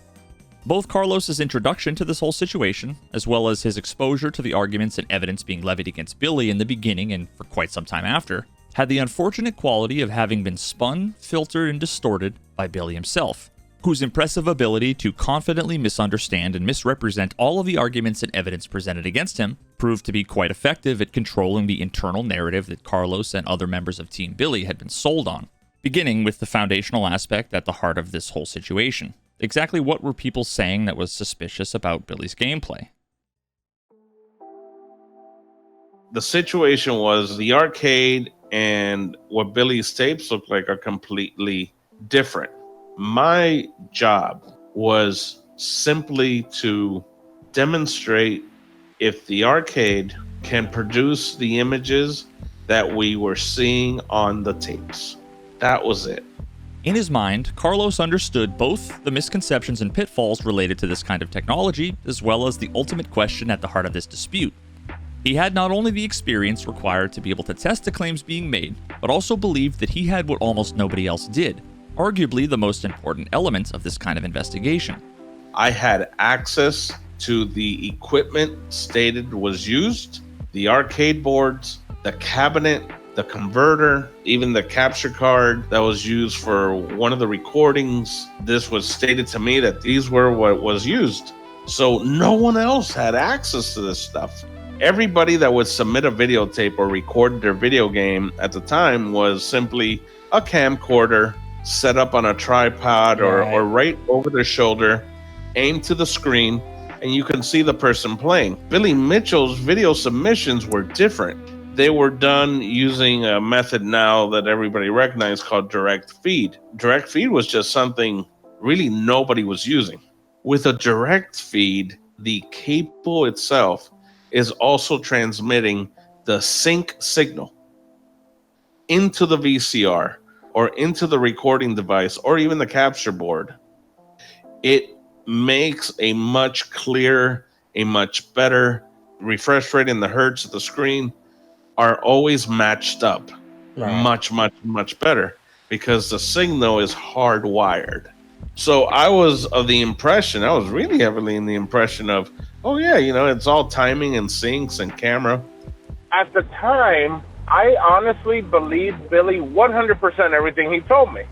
What I had done was compiled a list of really good players. These were like top players like Weeby and Wes and Robbie, and I found their gameplay on YouTube, and I recorded that to send to the guys. When I mean the guys, I'm talking about Team Billy, the circle, where I go, look, everybody who plays the game, if you analyze the camera long enough, you're going to find frames that just are missing portions of the girder. And they're like, oh, that is great, this is great and stuff. And I was under the impression that that's what they were holding against Billy. I had no question of what I was looking for. It was just based on information that was skewed. They were lying to me. So I was really looking for something that didn't exist. Now, as Carlos did more testing and spent more time actually engaging with more of the well-meaning and knowledgeable members of the community that were still willing to actually engage in a dialogue with him, once he began to see more information trickling in that didn't exactly jive with what he had been told, once he dug a little bit deeper and began questioning some of his assumptions and started to do more testing outside of the influence of Billy, a different picture began to emerge. And finally, I'm like, could it be a possibility that I'm being lied to? I bought myself an old laptop that had a video out. I bought an old CRT I found on Craigslist. I did that so I can test myself. And all of a sudden, I saw it. Oh, shit. It's actually really a bit sad, knowing exactly how this all eventually unfolded, and then going back and watching him go through these explanations for the various elements of his testing, seeing what has all of the hallmarks of a guy having, 1, been conned by somebody intentionally feeding him misinformation, and 2, making the kind of mistake that honestly we've all been guilty of at one time or another. When we believe we have the right answer, believe we're more than justified, and then let that unfortunate combination of being overly confident and having motivated reasoning give you a kind of tunnel vision, making you blind to what's obviously right in front of you. The tragic irony of this video is palpable. Watching him analyze a bunch of different players' footage, accurately describing so many of the important elements needed to understand what's actually going on here, dismissing the evidence against Billy so casually and matter-of-factly, while simultaneously pointing directly at the evidence that clearly and unambiguously proves the case against him. All of a sudden, I go back to watch myself. I'm like, God damn it. It was right in my fucking face this whole time. But I was under the impression that they were after Billy. Billy really had me convinced, so I did not put any faith on what anybody else was saying, especially after I started the investigation. There were people on that Twin Galaxy forum coming up with such cockamamie stuff. So finally, I'm like, I can't waste my time on that. I'm just going to find what I believed I was looking for, which was to show that on a direct feed, the arcade is going to look different than what a person with a camcorder recording their arcade looks like. I was confident that I was going to find it, and it never showed up. And I'm like, I just got to keep playing. I got to keep recording. Carlos undoubtedly made some mistakes along the way, but anybody that tries to understand the circumstances in which he was in, with all of the elements involved, should be able to empathize at least a little bit with the unfortunate situation he was in. All of those toxic trolls, all of the abuse and personal attacks, all of the bad arguments coming from people who were right for the wrong reasons, The fact that he came into this controversy so many steps behind everybody else, that he came into this whole thing just trying to help somebody, but made the mistake of trusting the wrong people. People that lied to him, withheld and misrepresented key information. It really is no wonder that he didn't get it right. At least, not right away.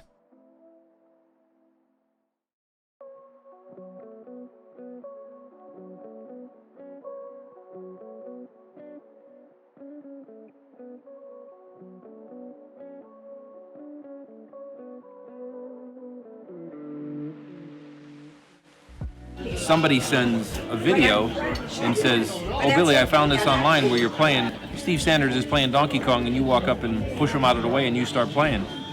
And I noticed, I zoomed in on the footage of the game, and I noticed it loaded in the same manner that everybody says is MAME. And I said, oh, well, quite honestly, without all these people stepping forward, without all this information arriving, I would have heard everything that everybody's saying, and I would have just went like this. I don't know. This is a perfect example of Billy's deceptiveness. Who knows if this alleged guy who sent him this video is real or entirely made up? But if this is the kind of thing that he or other members of Team Billy presented to Carlos as evidence from the other side, it makes sense how Carlos would have continued as long as he did. Billy talks about this video as if it's alleged evidence presented by his accusers of MAME gameplay, when it is in fact genuine Donkey Kong gameplay. This is quite a clever ruse by Billy, presenting a straw man to his own guy to debunk, simultaneously discrediting the people accusing him, as well as conning someone trying to help him into debunking the straw man and being more and more convinced that his accusers don't know what they're talking about. They said this was MAME, but obviously you agree it's arcade, right? See? Everybody's just out to get me. Please help prove that I'm innocent. This is one of Billy's downfalls, is that he will stick to a story so hard that friends of his that believe him will do anything in their power to help him. And Billy doesn't like that because he's not pulling the strings on that. And what had happened was Richie Knuckles went to Jace and said, hey, I got a copy that I know nobody's touched. This has been in my warehouse. Nobody's touched it. It was handed to me, and here it is. And when they digitized that video, not with a camera faced at a TV, but a direct feed copy of a videotape. So when they digitized that, man, that gameplay of Billy, you can see those 3 girders in those 2 hours at least 45 times. And it was like, it was so clear. And I confronted Billy. I really wanted to help Billy. I really did. I contact Billy, and he meets me at arcade game sales, and I go, Billy, we have a problem. Is there something you want to tell me? That game in those videos are not arcade. He goes with a straight poker face. How can that be?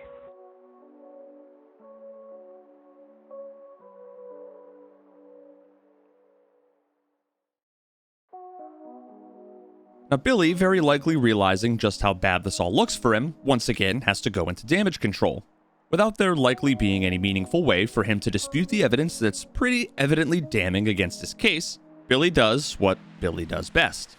In a shameless and blatantly obvious attempt to cast any kind of doubt on Carlos's findings, all Billy can do is go after Carlos, attempting to paint a picture about him and about what occurred that seems quite obviously to be different from reality. Forget about the fact that Carlos was brought into this entire situation by Steve Klyzath, a one-time friend and former member of Team Billy, that reached out to Carlos when he saw him respond to an arcade game sales Facebook post and realized that he had knowledge and expertise that could be of use in Billy's fight. Carlos was asked to help by one of Billy's friends, and Carlos obliged. No. Instead, we're told that Carlos was some kind of fanboy that forced his way into the situation and was working entirely independently from Billy without his knowledge or cooperation. Carlos was very much an enthusiast, interested in everything going on there. He was offering his opinions. Opinions about what? About gameplay. Whose gameplay? Mine. To who? To whoever would listen. But Billy, didn't you work directly with Carlos to source equipment needed for testing? didn't you get your daughter's TV as well as buy another CRT on Craigslist for use in testing with Carlos at arcade game sales? If he wasn't working with you, then why would you be texting Carlos about all of this equipment used for testing that apparently had nothing to do with you? Did you provide that Hello Kitty television to arcade sales? Yes, to arcade sales. Why did you send it to Carlos in his text message? Is there a reason why you sent the text message to Carlos? It'd be silly for people to bring double equipment. Where it says here, looks funny, but it's perfect for our testing. Thank you. What did you understand Mr. Pinheiro to mean? Now he doesn't have to go get one. For his testing, right? Yes. It'll be at arcade game sales whenever he needs it. That's why I was acquiring the TV. But Billy, after you went and got all of this equipment together for testing that you knew Carlos was doing, equipment you worked with Carlos to get, what did you think you were doing when you were sitting playing Donkey Kong on a machine that had the entire testing rig set up and connected to it, the one that Carlos was actively working on while you were playing? You mean to tell us that he wasn't doing any testing on your behalf, or that you had no idea what he was doing? In fact, you helped Carlos in his testing, didn't you? No. Not at all? Never once? Never once. Did you see Carlos performing any testing? I saw him doing different things, yes. Yeah, what did you see him doing? Looking inside games. Did you understand why he was looking inside the games? Not at all. Did you ever play for him? I don't play for Carlos, I play for me. I guess I'm missing the question a little. Yeah, did you ever play for Carlos, say for example, when the back of an arcade machine was open, he had a white table set up right next to him with a Dell monitor and a PCB hooked up to a converter board. Did you ever do that? Oh, I was already playing on my own. That video that we just watched, was that you helping Carlos test the validity of the claims against you? No. Did you ask Carlos why he had his testing set up? No. Or did you have any idea why he had his testing set up? No, I don't understand anything like that. Did you understand that he was trying to determine the validity of your score with that testing setup? I don't know what it was he was trying to achieve. But Billy, didn't you fly Carlos out to California to speak on a panel on your behalf as a technical expert about the nature of his testing and findings related to the allegations made against you? Have you ever appeared on stage with Carlos Pinheiro? Not a stage, but yeah, I did. I was somewhere with him. What was the purpose for you being there with him? I was there in case anybody had any questions. About? About the dispute. So, was Mr. Pinheiro there talking to a group about the dispute?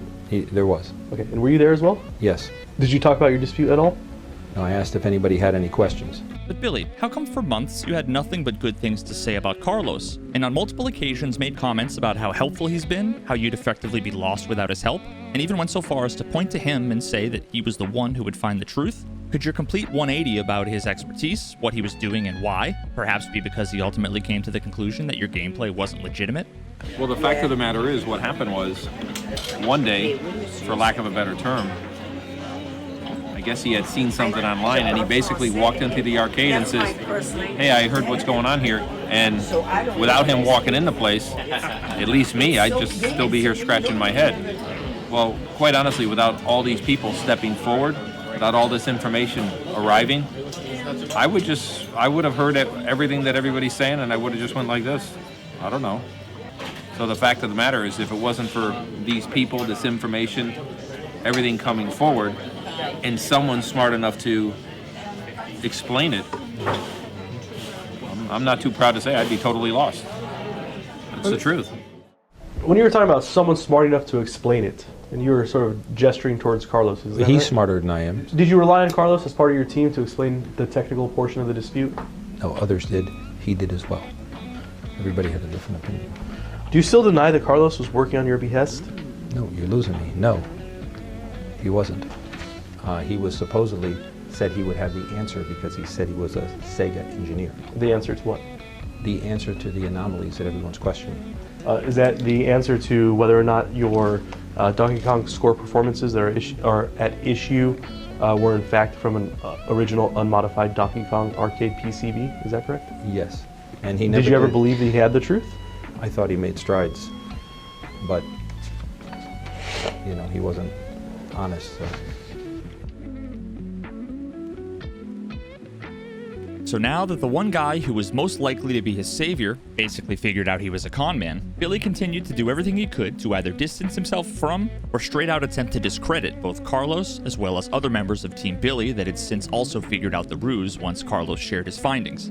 Billy Mitchell's Project Damage Control had to pivot, this time with a new focus on 3 major defenses. And at first glance, one of them in particular actually struck me as being quite a compelling argument, potentially destroying the case against him.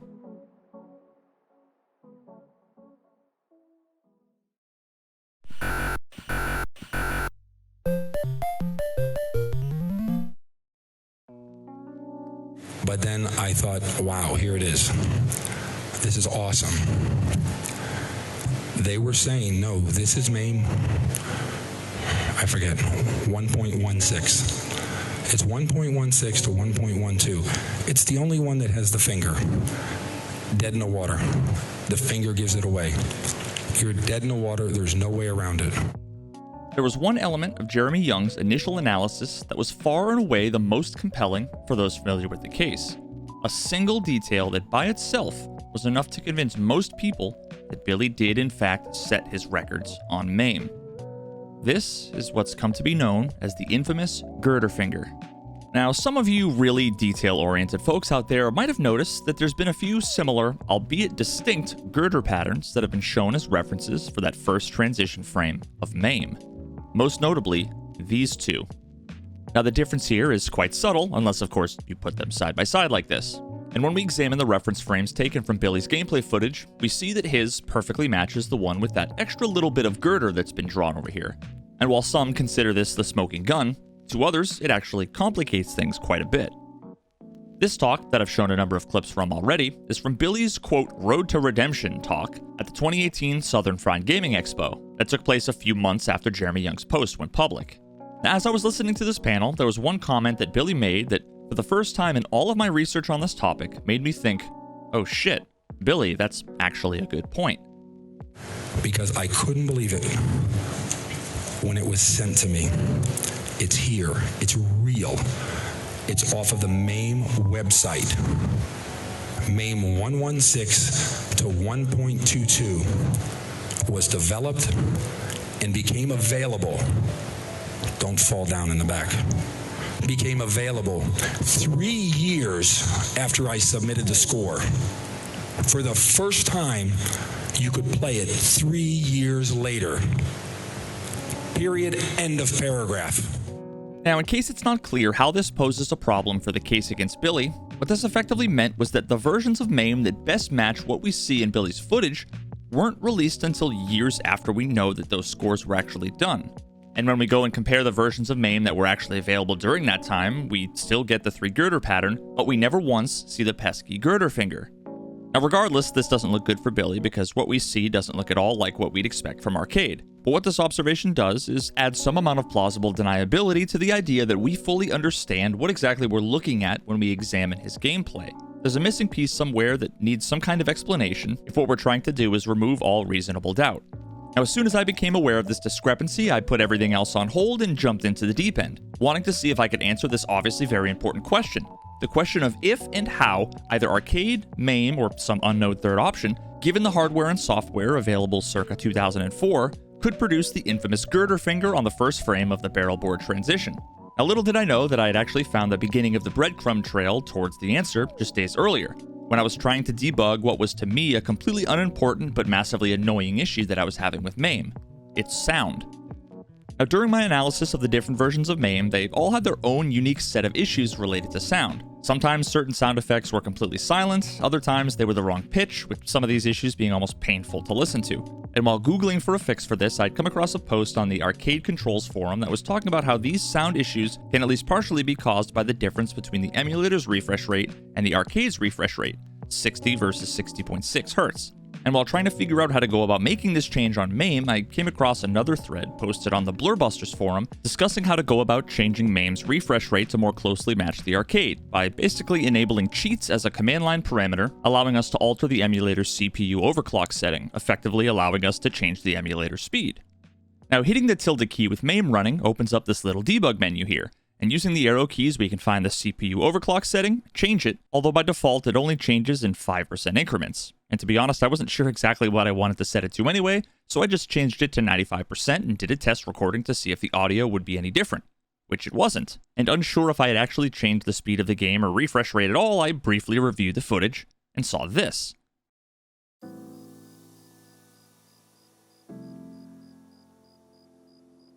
Now, it immediately clicked that less of the bottom girder being drawn here was entirely consistent with what I would expect. With a slightly faster refresh rate, the time to render each individual frame of the transition would be just a bit less, meaning a fewer number of individual graphical elements would be loaded into memory, although at the time this really only stood out to me as a solidification of my understanding of how MAME worked and really nothing else. But with this new Girder Finger mystery in mind now, this random observation that I had made days earlier ended up being the key to figuring out the answer. Now at first, when looking at the still frame showing the Girder Finger, I had assumed that MAME was basically adding that little finger onto the girder, but I realized my assumption was backwards when I was working on a little animation that was fading between the two, and realized that the finger wasn't something added, it represented something that was actually missing, like 2.5 of these little triangle sections of the girder. But this didn't exactly make sense to me until I came across what was effectively the sprite sheet for the game, clearly showing exactly how the girders are constructed. And then it clicked. I finally made the connection in my head. If this is what we see when the emulator is running at 100%, and this is what we see when the emulator is running at 95, then perhaps setting it to something in between might result in this. Now, I excitedly started searching to see if there was any way that I could actually change the CPU percent setting by increments of 1%, and then came across a handful of references that had literally already figured all of this out before, like 5 years ago. Like all the threads and documents that I had read and had opened in other tabs, but I just never saw or noticed them yet. So fuck me, I guess. So I then went and tried to replicate this myself by changing the relevant setting on the version of MAME that I was testing at the time that would have been contemporaneous to Billy's records, and that ended up producing this result.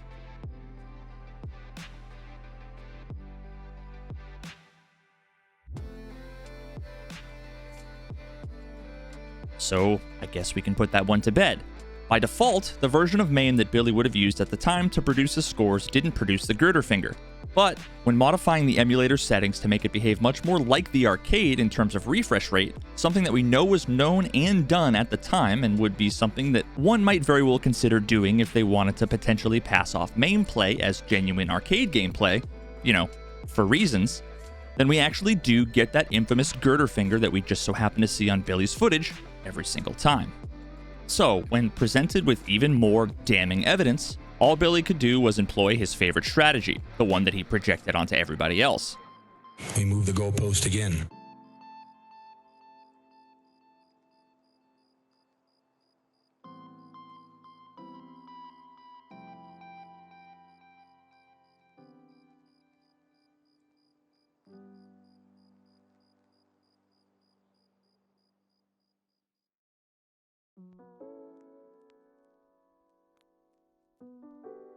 When the allegations first hit, Billy's initial strategy was to simply reject the claims and deny their validity. The analysis that very strongly suggested that gameplay in Billy's videos was MAME can't possibly be true, because he didn't play on MAME, so that means that Arcade must be able to produce the observed video output. This was the beginning of the Carlos era, where it was believed that perhaps some kind of counter-video analysis could either prove he was innocent or at least poke holes in the accusations. When this strategy proved to be ineffective, it became harder and harder to ignore the writing on the wall. So the best that he could do was try to cast doubt. Okay, so something is weird here, but it couldn't possibly be what you say, because of any number of reasons that amount to spaghetti thrown at the wall, like the MAME versioning issue we just covered. Now eventually, when the explanation had been found for that versioning issue, and then when even Carlos came to the conclusion that the gameplay was absolutely not produced from a genuine arcade PCB, not even Billy could deny that there was something very wrong with the gameplay. This is where the shell game began. The analysis was no longer in question. Instead, it was the subject of the analysis. And the film footage that he has, that Jeremy has, shows MAME play. Now, I contend that if he gets the original tape or he gets the original room shot, he will see that what I say is true. I'm not disputing what he says. What I'm disputing is the fact that I want him to have the original tape. Okay. Until we can dig up his original tapes, how can the analysis be conclusive? Well, as we learned earlier, the fact of the matter was that, as far as we know at the time, no surviving copies of the original were known. This was awfully convenient for Billy. Until, of course, it wasn't. As we eventually came to discover, there did appear to be surviving copies of the original tapes. Billy, of course, attempted to cast doubt on at least one of these sources of the footage, namely, from Dwayne Richard, a noteworthy member of the community and one-time friend of Billy's, that's since joined so many others in defecting into the anti-Billy camp. Billy has long spoken of all kinds of elaborate conspiracies, usually involving tales of his arch nemesis Dwayne framing him, getting copies of his tapes and modifying them to look like they're cheated, that kind of thing. Although as far as I know, there's no actual evidence that anything like that took place. In fact, if you watch any of the documentaries that Dwayne has put out over the years on topics very much related to Billy and questionable records, you'll forgive me for doubting that he has the video editing experience required to pull off such a hoax. All the power pellets that turn them blue, getting all the blue monsters, getting all the prizes. But it's not the hardest thing I've done. There was a lot of other great gamers out there that mastered so many different titles. That Billy is a very positive, very good person. I mean, he can be cocky and stuff like that at times because we know how wonderful he is. I says, maybe it was actually Knight Rider first. Now combine that with the fact that not only can the original footage be compared with the tapes that allegedly came from Dwayne, but it can also be compared with multiple other independent sources, like the tape Carlos mentioned earlier, from one Richie Knuckles, a prominent member of the classic arcade community and friend of Billy's, and even a copy that allegedly surfaced from quite the unlikely source, Steve Wiebe himself. At some point, were you given a copy of Billy Mitchell's 7-200 score performance? Yes, I was given one later on after Fun Spot, before the documentary came out. Can't remember exactly. I'm putting it in the time frame of 2006. I had it stored in this box with all my other Donkey Kong tapes. I just put it in there and forgot all about it. Did you ever modify that tape? I did not. From the time that you received the tape until the time that you turned it over to pursuant to a subpoena, had that tape ever left your possession? No, sitting in a box in my closet for 15 years or whatever it is. And wouldn't you know it, the loading screens, the gameplay, 100% of the footage is exactly the same as every other piece of footage that we've ever seen. This copy comes straight from the film crew of The King of Kong and has been sitting in a closet untouched for over 15 years. Unless Billy wants to claim that the producers of The King of Kong also knew about MAME transitions and edited the footage, not telling anyone until they were found by chance 13 years later, I think we can safely assume that this really is Billy's tape. Or maybe Steve is in cahoots with Dwayne and they've been plotting this scheme the entire time. Now, not only do all extant copies of Billy's videos match each other in terms of gameplay, supporting the idea that they're all recordings of the same original performance, but none of them show any evidence of having been edited or tampered with in any way. None of them show any arcade-specific indications, and all of them show a number of MAME signatures. At this point, it seemed like Billy was left with a single out, one remaining answer given to those questioning the legitimacy of his gameplay. How do we know the gameplay on those tapes is even him at all? Now, unfortunately for Billy, the answer to that question would come from a number of different sources, with a couple quite surprising ones.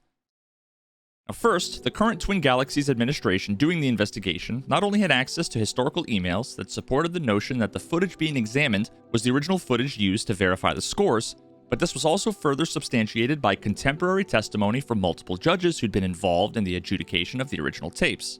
Because the tape that Billy had at the 8-channel event, that tape, I never saw that tape after that. That tape was with Brian Kuhn. What he did with it at that point, I don't really know. Yeah. But the master tape, that arrived to me directly from Billy post-event. And that was the tape that went to Steven Totillo. Now in that interview, Robert Merchek, who was featured prominently in The King of Kong, mentions the name Steven Totillo, which some of you might recognize as the gaming writer who's been with various organizations over the years, the most relevant of which being MTV. In 2006, just 1 month after allegedly receiving the master tape of Billy's King of Kong score, Merchek was interviewed about a number of gaming referee-related topics, with one of the segments entitled Smashing Apart the Donkey Kong Record. This is Bill Mitchell, the world's greatest Donkey Kong player, at 1,044,100, and he is in screen 116. And his score is now going to be 1,047,200 when the bonus is added. And at this point, you're going to see the kill screen in Donkey Kong. The game has an absolute conclusion, level 22-1. Notice the timer is back to 4,000 points. It started at 4,000. And Mario, who's over here, is going to die any second. The timer only went down by 300 points. So, did you catch it? Let's take one more look. This footage from the master recording of gameplay sent directly from Billy to the head judge of Twin Galaxies at the time Footage from 2006, 12 years before the Donkey Kong community would know anything about the transition screens or MAME signatures, clearly and unambiguously shows the old smoking gun, the bloody glove, the nail in the coffin. This 2006 TV spot single-handedly completely obliterates so many of Billy's defenses. Given the provenance of this tape and the timeline of this interview, unless you want to invoke some kind of elaborate conspiracy that, as far as I can tell, only makes sense if Dwayne Richards has a time machine, which admittedly is my favorite meme theory, I'm currently out of plausible alternative explanations for the evidence, outside of Billy's recording his gameplay using MAME. But wait, there's more. Just when you thought it couldn't get any more damning, there's one last collection of video evidence that we need to examine. And once again, I really don't think that Billy has any way out of this one. Now, until this point, all of the video analysis that concluded the gameplay did not originate from an original, unmodified Donkey Kong arcade PCB was done on the purported gameplay footage from the first 2 of 3 of Billy's most prominent scores, the King of Kong score and the Mortgage Broker score. But what about that third one, the Boomer's score?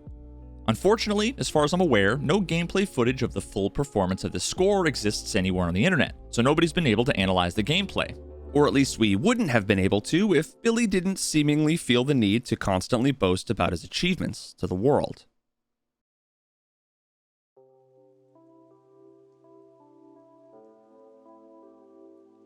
On August 7th, 2010, in Atumna, Iowa, just 1 week after 2 new world record scores on Donkey Kong and Donkey Kong Jr. were allegedly performed by Billy Mitchell on the same day at Boomer's Arcade, we'd see Mitchell himself, standing in front of a pair of TV screens and VCRs, showcasing the tapes of his record gameplay that he just announced in front of a small crowd at the Big Bang 2010 event. Fortunately for us, a handful of people in said crowd decided that this would be an interesting event to film. So we have a handful of videos from a number of independent sources, released at various times over the last 13 years, from different angles of varying quality that we can analyze, and we'll want to keep 2 important things in mind as we do. The first is to remember that we're seeing footage from CRT monitors being filmed with all kinds of handheld cameras, so let's not forget about all of those issues like rolling shutter. And the second is to remember that the gameplay footage we're examining is directly from Billy himself. There's no questionable chain of custody. Nobody else should have gotten their grubby mitts on the tapes. He's the one that had them, he's the one that put them in the VCR and pressed play. He really has nowhere to hide here. So, what do we see? Well, first things first, the orientation of the gameplay on these videos is actually correct for the first time.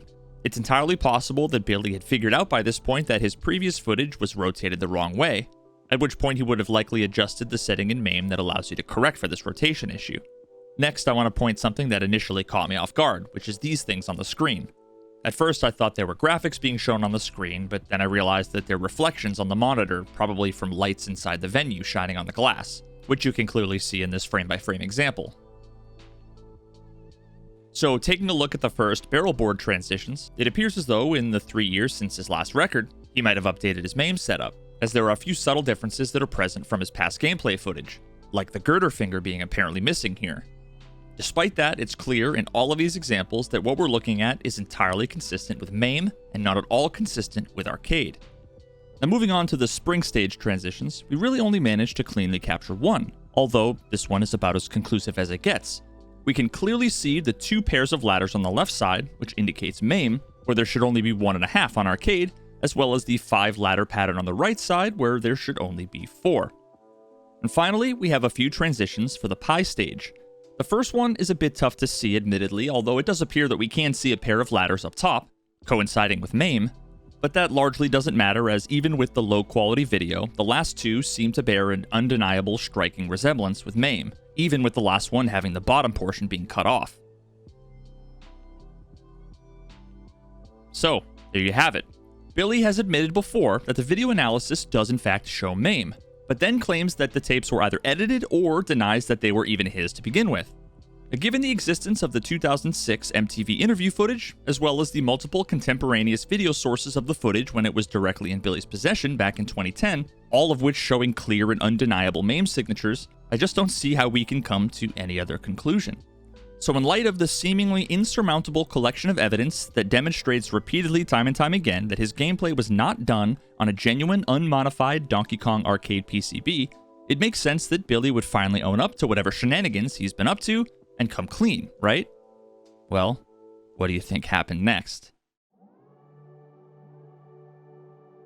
It goes back to 1982, 83, back to the time when I was lying about my scores. I was not the only guy lying about scores. The famous Life magazine photo shoot has, I've never tried to count them up, but 3, 4, 5, 6 guys that lied about their scores. And so Twin Galaxies early on recognized that there is a big problem with guys trying to lie and cheat their way in to the record books.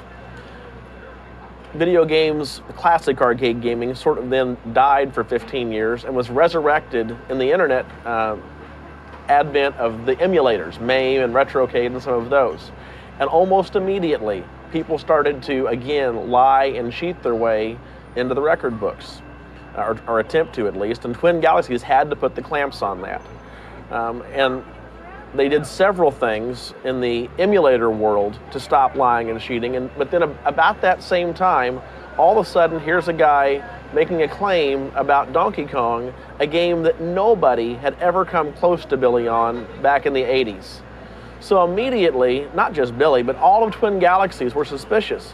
Wait a second, is somebody really as good as Billy? Nobody ever was before.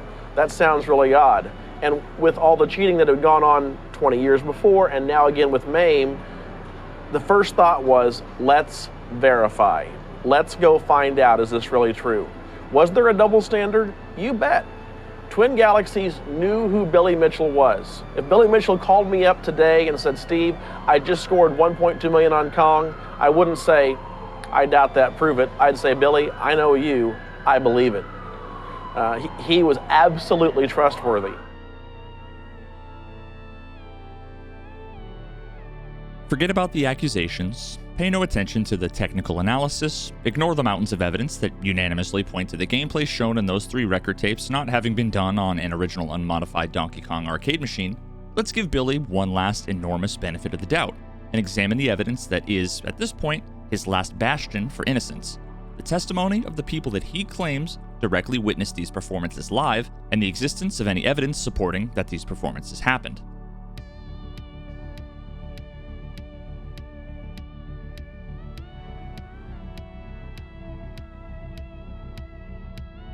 I think at this point, humoring Billy is being generous, so I think it's only fair that before we examine the remaining evidence for the 3 scores in question, that I share a bit of relevant perspective.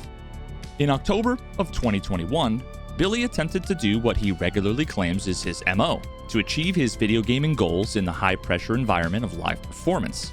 Man dubbed the video game player of the century was in Lebanon this weekend.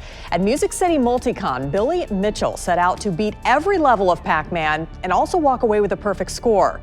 Professional gamer Billy Mitchell is in a league of his own. Mitchell scored the title of Video Game Player of the Century for being the first to make it to the end of Pac-Man with a perfect score. It was awesome because it was kind of like Neil Armstrong going to the moon. I was first and I thought, gee, I don't have to do that again. No one else will be first. Mitchell once again is going for a perfect game here. So we want to go all the way to the end, to the split screen, without missing any points, and so far we haven't. While the now generally agreed upon quote-unquote perfect game of Pac-Man requires a score of 3,333,360, completing a perfect game with the specific settings that Billy was using during the Music City Multicon, known as the Jumper Revision, requires getting a final score of 3,297,360.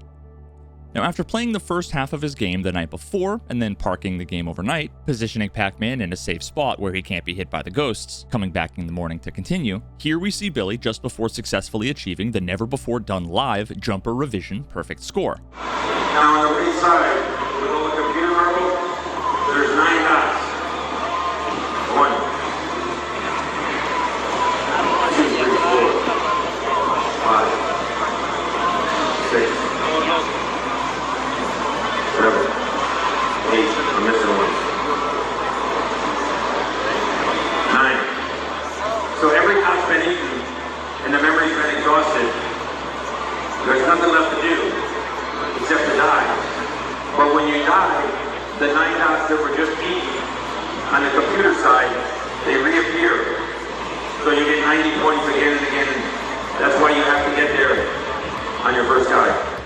After playing over the course of multiple days, in front of a live audience of excited onlookers, Billy successfully completes one of those rare epic gaming achievements, live for all to witness.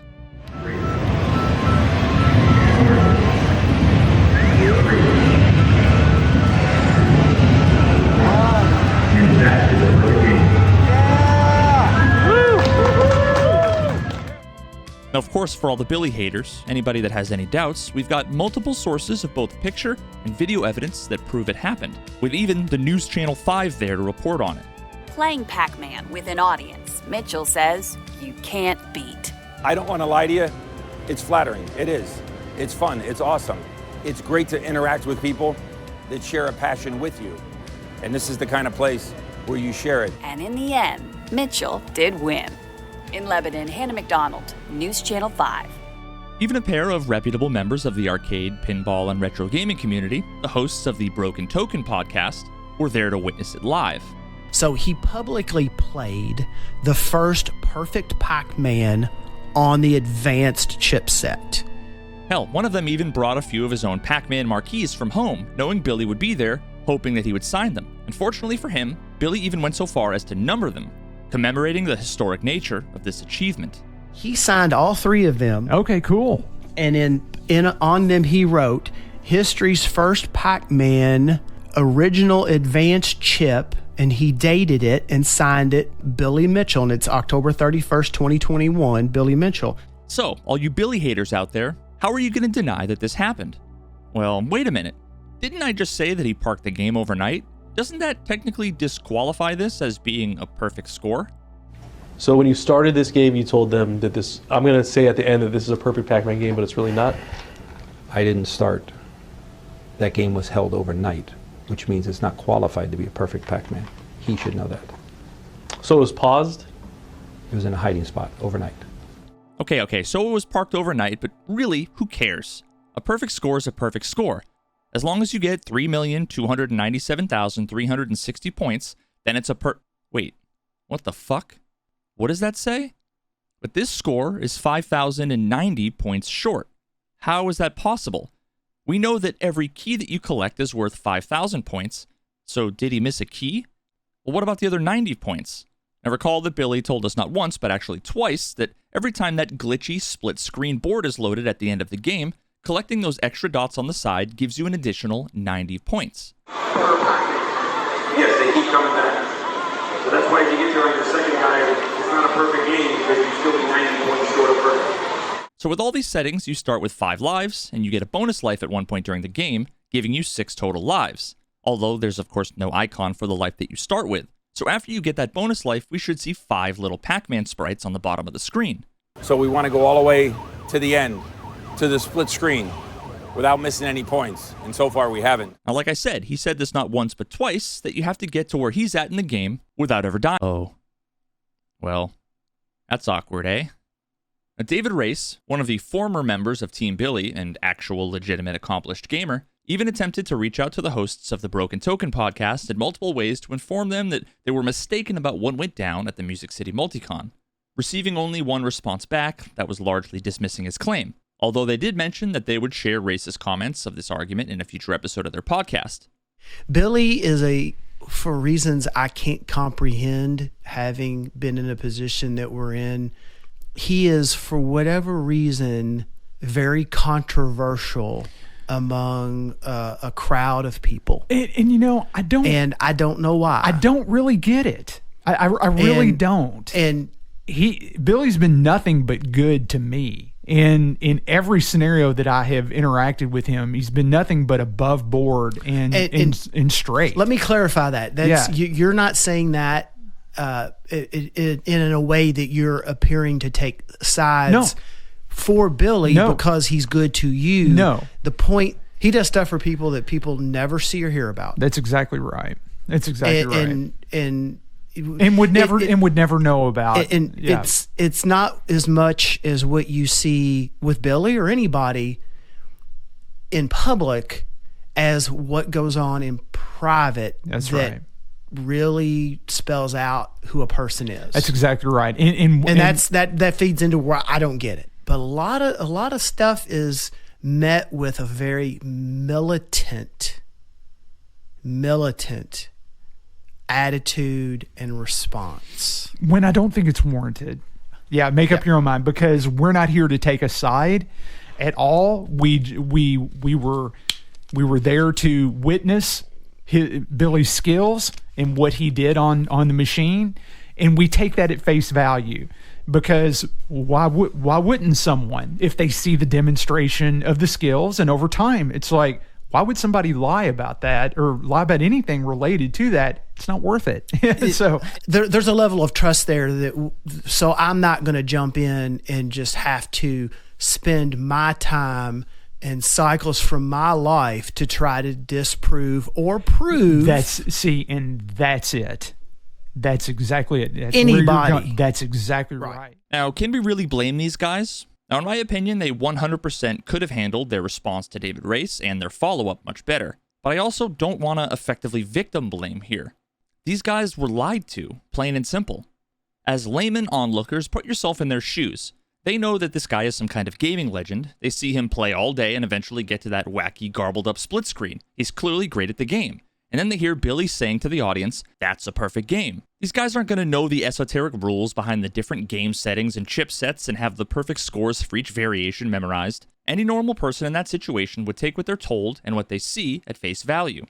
Now couple that with the fact that Billy may very well go out of his way to do lots of nice things for people behind the scenes. I don't doubt that in any way. But if I'm honest, I also have to admit that, at least to me, having seen what I've seen, all of the things Billy's done and said, it's hard for me to not immediately assume that all of the nice things he does for people are ultimately self-serving.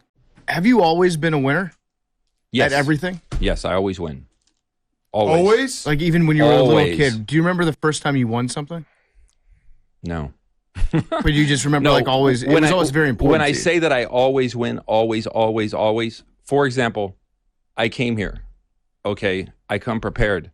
Whether I do a good podcast or not, I'm going to win because I've made the right effort. I've made the right impression. Mm-hmm. Yeah, I win. I'll go out to eat with somebody and they want to pay the bill, or I want to pay the bill. I already made arrangements ahead of time with the maitre d'. The bill's already paid. I always win. Step ahead. Got it. Billy knows full well how to use this to his advantage. How many examples have we already seen throughout this video? He banks on the fact that so many of the things he's said and done most people wouldn't think twice about. He knows he's got this long-standing reputation that many people simply don't question, and then goes out of his way to bring people gifts and always treats everybody nicely. And when you couple that with all of the proven, demonstrable lies he's told over the years, big and small, and then see all of the nice folks that have been hoodwinked along the way that feel the need to come to his defense, his behavior just feels too eerily similar to that of every con man that I've ever heard of.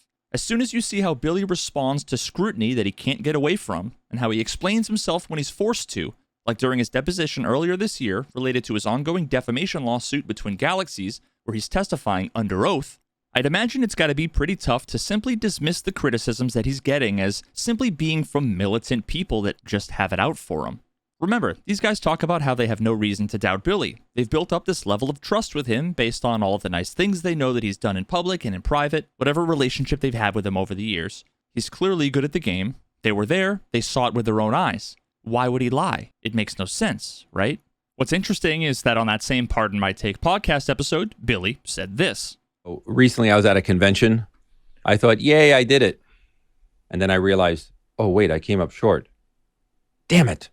And so next time, how do I keep that from happening, or missing the mark, or misunderstanding, or... So this podcast appears to have happened about 8 or 9 months after the event, and at this time it seems as if Billy was trying to explain that what happened was just a mistake, that he thought he got a perfect score in the moment, but was wrong. Well, okay then, let's assume that it was an honest mistake. All the broken token guys would need to do is say, oh yeah, whatever, it was an honest mistake that got lost in the heat of the moment, no big deal, and we could all move on. I tried reaching out to them because I wanted to hear what their updated take was on the whole situation, given all that's happened in the year plus since the 2 podcast episodes discussing the topic. Given that they effectively stated that they had no reason to distrust Billy, that they didn't think he had any reason to lie, and questioned the motives of people that were simply trying to correct what was effectively misinformation that they themselves had spread about supposed accomplishments that would have been important to anybody that was actually a part of that community, I wanted to hear what they thought now that we did in fact know that Billy's score was not what everybody thought it was at the time. Now, perhaps I was being too optimistic, but I really did hope that some amount of progress could have been made with these seemingly nice, reasonable dudes. But unfortunately, things get even more complicated. At first, the claim was that Billy got that perfect score, but then later we found out that he realized that he didn't get the score and that it was actually an accident. But then, even later, Billy's story changes again. And this time, during his deposition in January of 2023, under oath, Billy spins an entirely new tale, attempting to walk the entire thing back and rewrite history. The Pac-Man performance wasn't a perfect Pac-Man performance? It was not. Why wasn't it? Number one, the game was set for 5 men and a bonus, and the score was 5,000 points short of what it should have been. Did you tell the crowd that that was a perfect Pac-Man score? No, I told ahead of time that it would not be a perfect score. I said that on Saturday and on Sunday. Is that where you're getting to? No, I'm asking you, did you tell the crowd that that was a perfect Pac-Man game? I told the crowd that it was not more than once, and I told the camera it was once.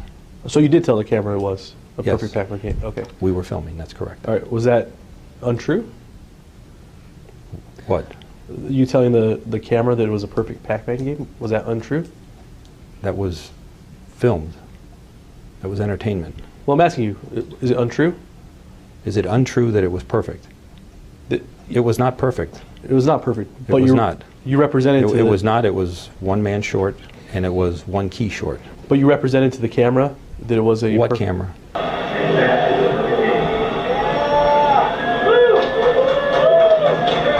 Did you say that is a perfect game before you got up? I did. Was it a perfect game, though? No. Okay. Were you deceiving the audience when you said that? No. How was that deceptive? Because I spoke to the audience on Saturday, and I spoke to them on Sunday. Told them that it would not be, that we were filming. So you're just pretending that that was a perfect Pac-Man game for a film that you're producing? Is that right? We were filming. Filming for what? Filming. What were you filming for? We were filming. He actually wants us to believe that it was clear to everybody that was there that his supposed perfect game was just for filming and not actually a legitimate performance.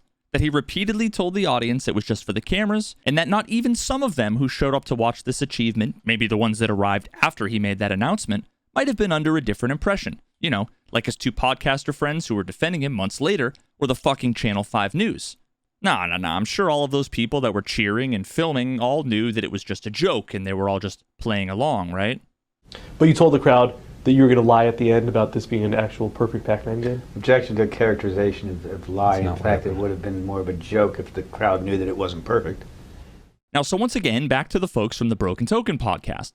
Remember, they were led to believe that Billy got a perfect score. Now, we obviously can't really know if this was because Billy believed it but was mistaken, if he knew it wasn't going to be a perfect score for one reason or another, but just wanted to say so for the camera and told the entire audience that it wasn't real and maybe they just, didn't hear his announcement. Or perhaps Billy knew it wasn't going to be a perfect score and just wanted to try and sneak it by everybody.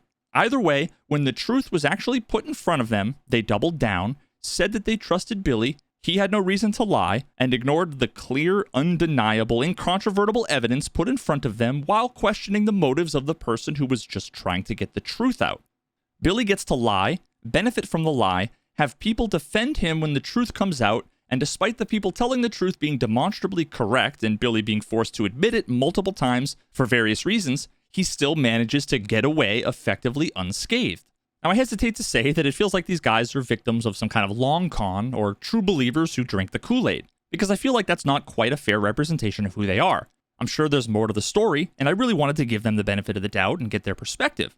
I wasn't looking for them to turn on Billy, to start drama, or to give them a hard time. What I really wanted was for them to simply acknowledge the truth of what happened, to perhaps admit that they were wrong about how they chose to respond to David Race when they dismissed his claims, questioned his motives, implied that he was militant or had some nefarious agenda, but no. After I told them the simple, basic facts of what happened, hoping to be able to share their response here because I actually feel like these guys are, to some extent, victims of this situation, but because of the minefield that Billy has manufactured surrounding his entire persona, even these guys are too afraid to have a simple conversation about what went down that day at the Music City Multicon and how they chose to address that situation. Even if his story was true, which I don't believe, what he did would have still been shady as hell, and would have almost definitely resulted in at least some, if not most people in attendance being misled in a way that just so happens to benefit him quite nicely. At best, Billy's trying to have it both ways. He wants to reap all of the rewards of having people believe that his achievements are something that they're not, and then pretend as though that was never the case if the pressure's put on him, something that we're going to see come up again momentarily. And at worst, he lied to everybody. He was unable to get that perfect score live in front of everybody at this event, and instead pretended like he did and assumed that nobody would be the wiser. This is why folks familiar with this whole saga cringe when we hear Billy say shit like this. You knew I could do it. Other people knew I could do it. Because every score we're talking about, every single one was done in a public venue like this. Remember the fact that that means it wasn't something that was being accused of me. That means you were a liar. And everyone who watched or participated or helped. Now, the sad thing here is that Billy's strategy actually works, and it relies on a twisted kind of Stockholm syndrome. Billy just told one of his defenders that the critics aren't doubting Billy. No. Instead, we're all questioning them. And of course, they know what they saw. They were there. They know they're not lying. And of course, that leads to them doubling down and digging their heels in. They become emboldened and refuse to be told that they're the ones that are lying. And keep in mind that what Billy said here was actually in response to the question of why this is so important to him. So amidst all of the other manipulation, he's also trying to play it off like he's actually the one defending them, not the other way around. It's honestly a really clever strategy, and also makes me sick. But I kept being told that nothing matters except scientific evidence. And I said, I don't understand. This is all documented. Why wouldn't you want to see it? Nope, just scientific information. And I said, well, there's scientific information on both sides, I'm sure. As a matter of fact, an attorney chimed in and said scientific evidence is great. Both sides always have scientific. It always comes down to eyewitness testimony. Who was there, who saw it, who substantiated it, and multiple times. Every one of those people is available. Nope, that's all hearsay. We're only dealing with scientific information. Now let's ignore the fact that Billy infers multiple times that he has scientific evidence to substantiate his claims about the three major scores in question, when, as far as I can tell, he's never produced a single shred of that evidence. He then makes an appeal to eyewitness testimony as if it's the gold standard for proof in a court of law, when one of the most established and well-understood facts is just how unreliable eyewitness testimony can be. And I don't think we need any more of a clear and obvious demonstration of this than what we just looked at with the Music City Multicon. We have all of this eyewitness testimony from multiple seemingly reliable independent sources that all report that Billy achieved a perfect score in front of their very eyes. And yet we know for a fact that the claims made by these witnesses are objectively false because of the available photographic and video evidence. The fact of the matter is that absent this evidence, Billy probably could have gotten away with passing this off as a legitimate perfect score. He had multiple people that would testify that it happened, and nobody would be the wiser. This reminds me of just one more painfully ironic quote from Billy. Anybody who excels in any area, you have to be somewhat obsessive. Yeah. It takes an obsessive behavior to do anything. That's true. I mean, Barry Bonds has to be sort of obsessive about what he does in order to be on top of what he's doing. Nobody ever doubted that Barry Bonds was great at baseball, and millions of people would all testify to his accomplishments, and nevertheless, we know he cheated. Not because of eyewitness testimony, but because of drug testing. Actual, hard evidence. So, with all of that very important perspective in mind, let's finally take a look at the evidence for the three scores in question here, starting with the King of Kong score. I'm going to be referencing a 156-page evidence package that Billy put together back in September of 2019, as well as LA County court documents related to his various lawsuits that include all kinds of evidence declarations and witness statements. So, when did this performance occur? While it's generally understood that this happened back in 2004, it's unclear exactly when in 2004, as Billy never provided a date in his evidence package and has given conflicting accounts in the past. How long did you have the videotape with your 1,047,000 score? That score was done in June of 2004. Do you recall stating in that declaration that you achieved your 1047-200 score on December 28, 2004? Now that I see this, yes, I do recall that. Okay. Now, according to that same deposition, Billy claims that the score was done at Arcade Game Sales, owned by his friend Robert Childs. According to Billy, the only people who were present for this performance would have been Rob Childs himself, some wandering customers, and maybe a few employees at the shop, but doesn't point to any specific individuals as having directly witnessed it. Was anyone present when you did the 1047? Yes. Yes, we went over that and they were. Yeah, people saw you do it? Yes. Did Robert Childs see you do it? Yes, he was in and out. Did he see the final score? He said awesome, so I hope he saw it. When did he say awesome? Afterwards. In your presence? Yes. Did he say that in front of the Donkey Kong machine? He said it in his place. Yeah, where in his place? It was a small area. I mean, he was. I don't have an answer for such a question. Was your score in his eyesight when he said awesome? I don't know. You'll have to ask him. Is there anyone else that still lives in the United States that witnessed your score, your 1047-200 score, performance? Again, there were people in there, like customers that who knows who they are, and there was arcade game sales. That's all. In Robert Childs' written statement dated in July of 2019, he claims that he provided the official Donkey Kong machine for Billy to use, that his employees were the ones who had installed the direct feed setup that allowed Billy to not only record his gameplay, but also to display his gameplay to be easily viewed at live events. Now of note here is that Childs also testifies that this was the same machine and setup used during his mortgage broker score performance that would come a few years later, which again we'll be coming back to.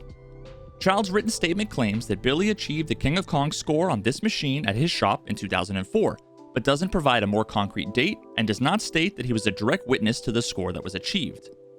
Billy also does not provide any additional witness statements, so at this point I can only conclude that nobody directly witnessed this performance when it occurred. All we have to substantiate this score is Billy's personal testimony, the testimony of his friend who was in and out of the building not explicitly watching his gameplay, that he's actually not sure actually saw the score on screen, and who never actually stated that he was a direct witness to it happening, and the various copies of his gameplay footage that we're able to cross-reference with each other, as well as compare to the footage seen in both the King of Kong documentary and the 2006 MTV interview, all of which appear to indicate that it was played using MAME, and at the very least is quite definitive that the gameplay was not produced from a genuine, unmodified Donkey Kong arcade PCB. I don't know about you, but once again, this doesn't exactly look that great for Billy. When it comes to the 1047 score, we're left with nothing more than what we started with. Billy says he did it, and we have a videotape that shows MAME. Now moving on to the mortgage broker score, this was claimed to have occurred on July 14th, 2007, live at the Florida Association of Mortgage Brokers convention. Apparently it was an 80s themed convention, hence the inclusion of retro video game stuff and Billy being invited to perform. Alright, so what do we have in terms of witness statements for this performance? First, we have Todd Rogers, a former Twin Galaxies referee who was there to adjudicate the score live at the event, along with one Kimberly Mahoney, another TG ref who we'll get to shortly. His statement describes the general setup of the convention room inside of the Rosen-Shingle Creek Hotel and Resort in Orlando, comments on some of the people and happenings at the event, and describes being present for all of Billy's gameplay, tracking his progress along the way, and ultimately witnessing the moment he achieved the score of 1,050,200 points. He also mentions that there was a monitor and recording equipment on top of the machine, a machine that he claims was an original, authentic Donkey Kong. That seems pretty convincing. How about this Kimberly Mahoney?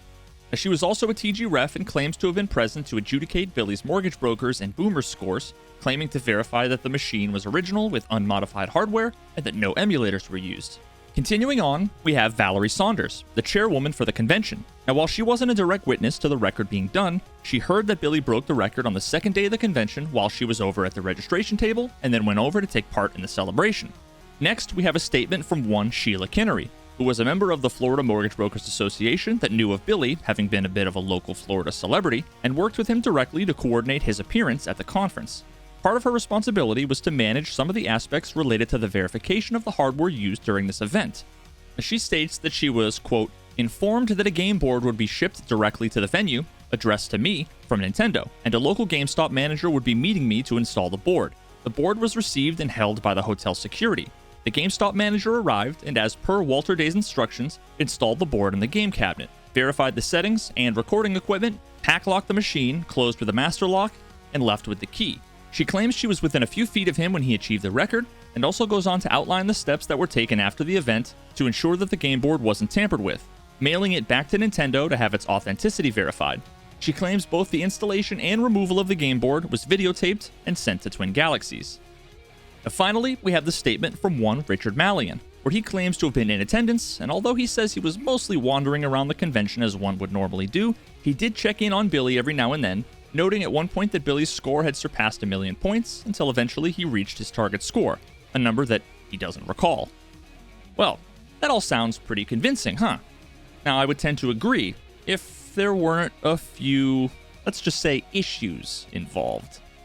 Now, first, I could dedicate an entire video to Todd Rogers, and many folks have done so already. Not to mention this video is already way longer than I planned, so I'll just cut to the chase.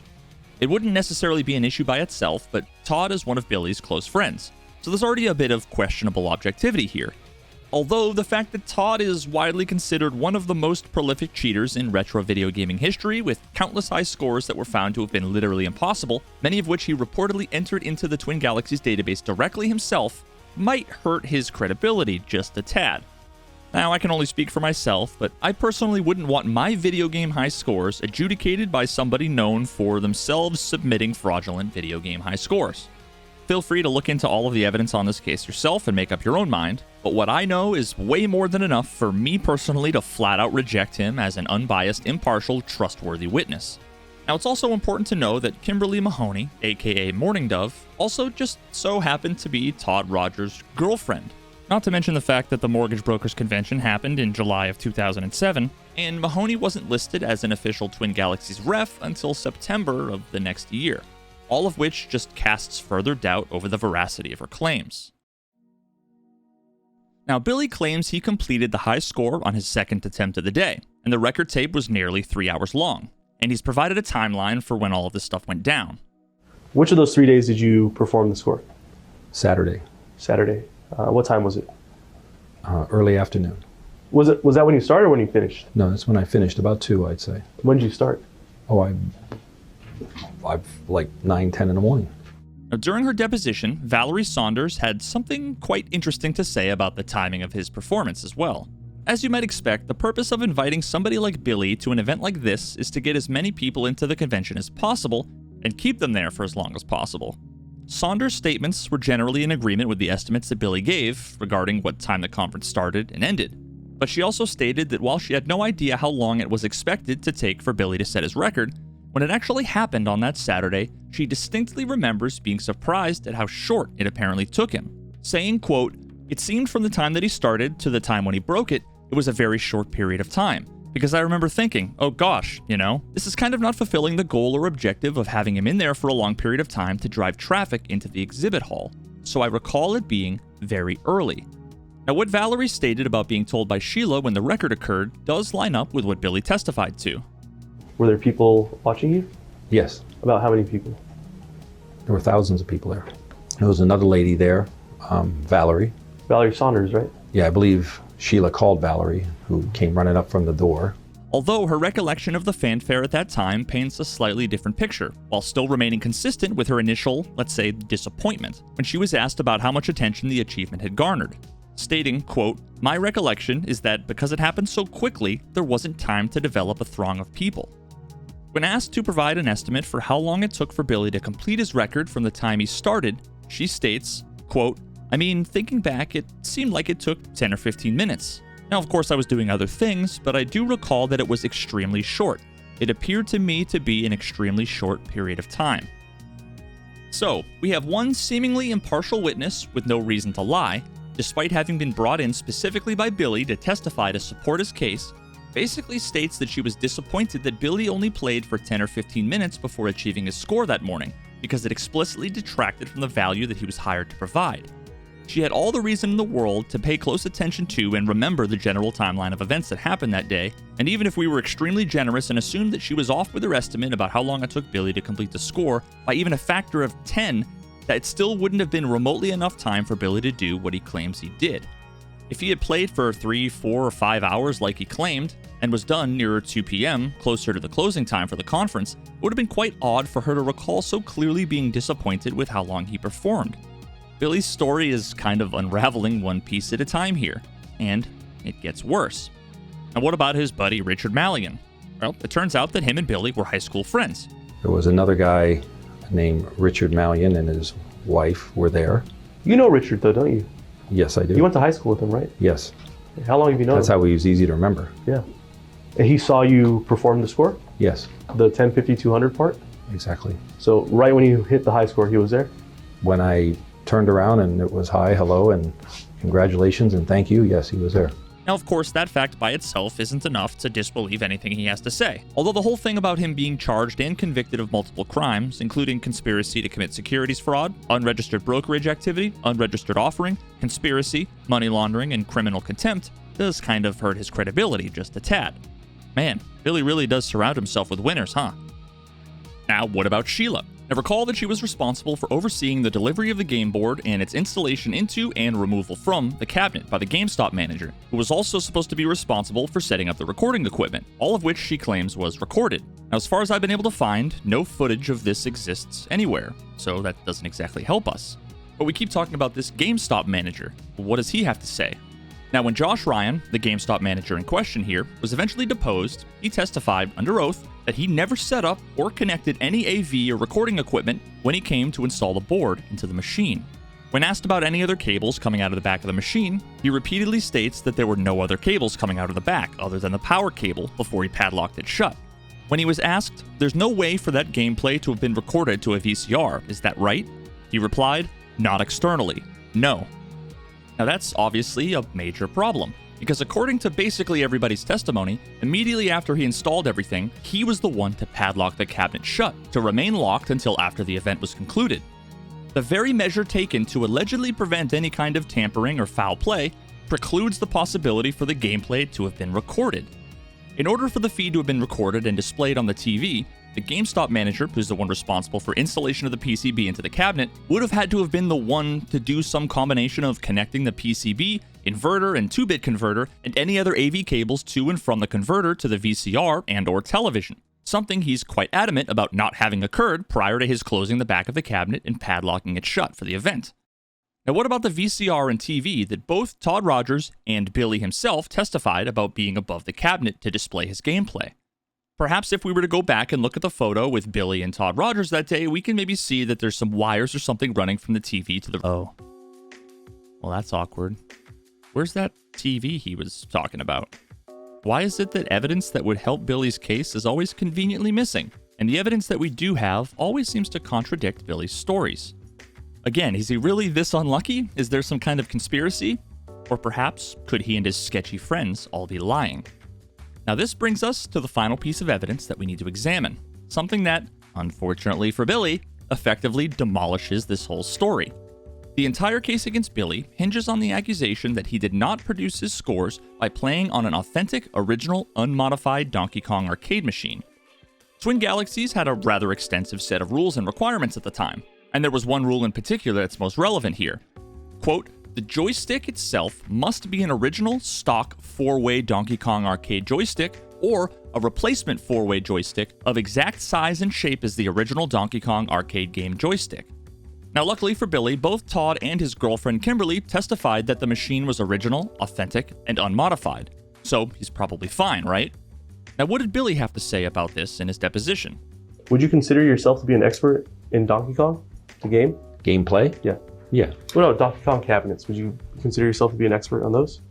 On a cabinet? An expert on how those original Donkey Kong cabinets look. Would you consider Would I yourself recognize something that's different? Is that your question? Yes. Yes, I would. What color is the cabinet? Sometimes blue, usually blue, sometimes red. And that's how you can tell it's an original Donkey Kong cabinet? That is correct. What color are the buttons? You can make the buttons any color you want. What about an original Donkey Kong? What color was Blue and red. And red. What about the joystick? Black top. What does that mean? Joystick, black top. Is it always a black top? Never seen anyone but black. Oh, no, I have seen other ones. I've never played on one other than a black top. Yeah. Again, almost always black. Had you seen that cabinet in Robert Childs' store prior to the performance in Orlando? Oh, yeah. How did it look? What do you mean it looks like a cabinet? It looks the same. Was it a blue cabinet or a red cabinet? It was, gee, good question. Yeah. I think it was blue, but that's a good question. Okay. What about the color of the joystick? If it wasn't black, I wouldn't have played it. Why is that? Because the other joysticks are not real joysticks. They're not Donkey Kong joysticks. They're not 4-way joysticks? They're not authentic joysticks. They'd be something else? Yeah, they'd be something either not from Nintendo or something I'm not familiar with playing. And then if it wasn't either a black or white joystick, would that make it a non-authentic machine? No. It's a 4-way joystick. The ball on top is almost always black. Very rarely have I seen anything else.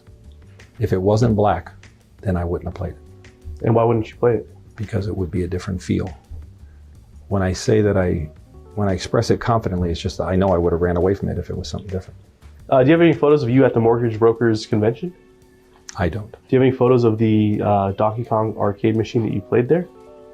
If I showed you a photo of the machine with a purple joystick, would that be the machine that you played on? No. Definitely not. What about a green joystick? Would that be the machine you played on? I remember it being black. Okay. What if it was a red joystick? Would that be the machine you played on?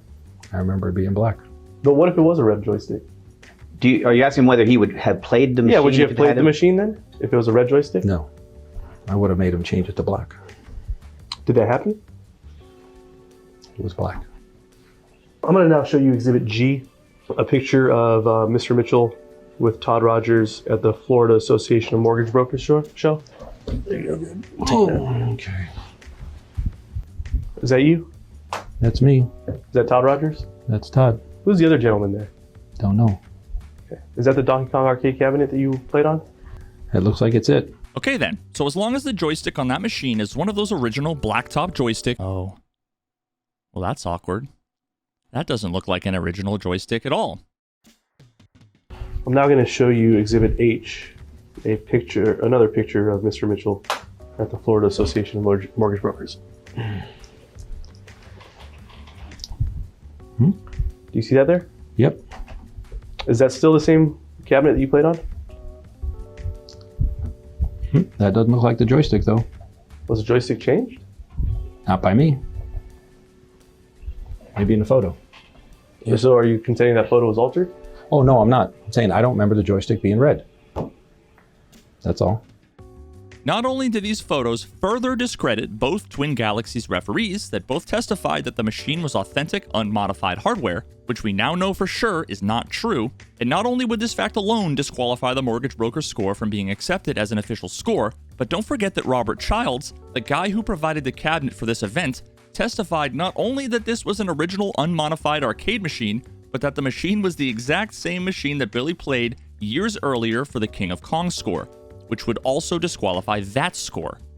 All of the people involved here that should have known what was going on appear to be clearly lying about multiple things easily demonstrated to be untrue, and the rest of the people involved without any serious skin in the game are either the definition of untrustworthy and should basically be ignored, or themselves provided testimony contradicting Billy's official narrative, raising major doubts about whether or not Billy even really played at all that day.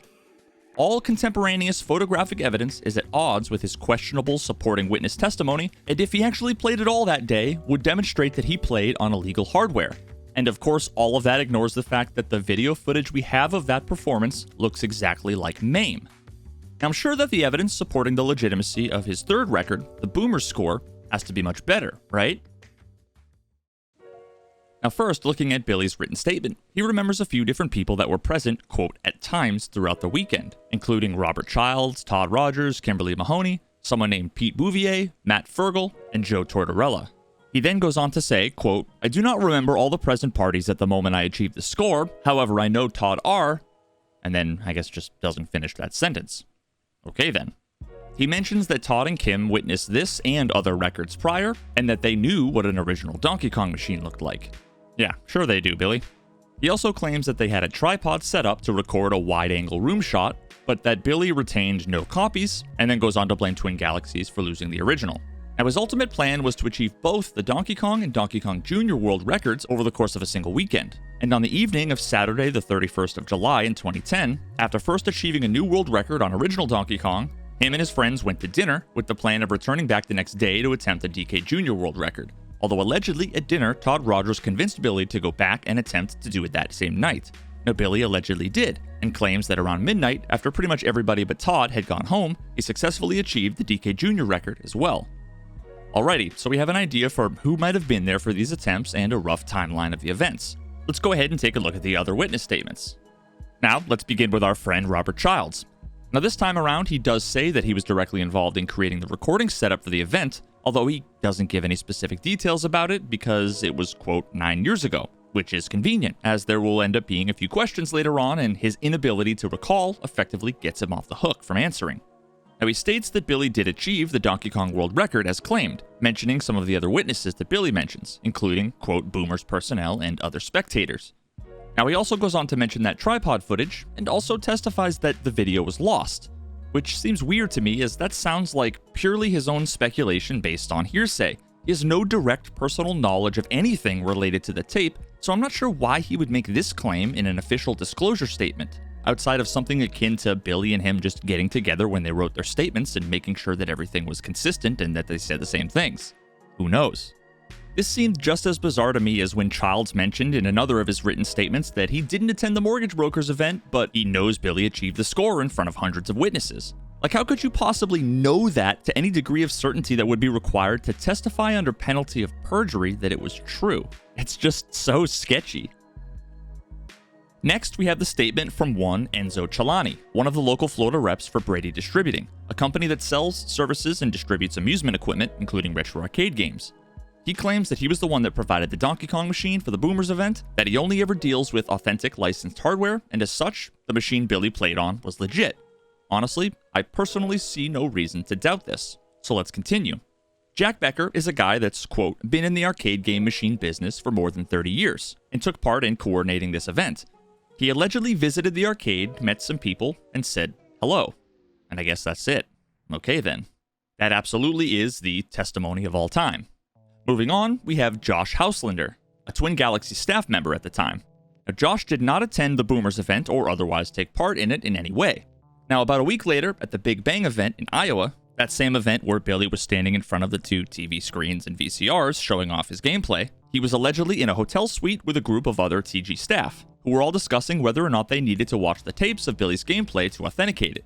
They ultimately determined that there was no need to review the tapes because TG staff were there during the event itself, presumably referring to Todd and Kimberly, even though Billy admitted only Todd was there for the DK Jr. score. All of the TG folks were, quote, very comfortable with this decision, and no one expressed any reservations. Now, Josh claims the last time he saw the tapes were when they went off with some unnamed TG staff, and he never saw them again.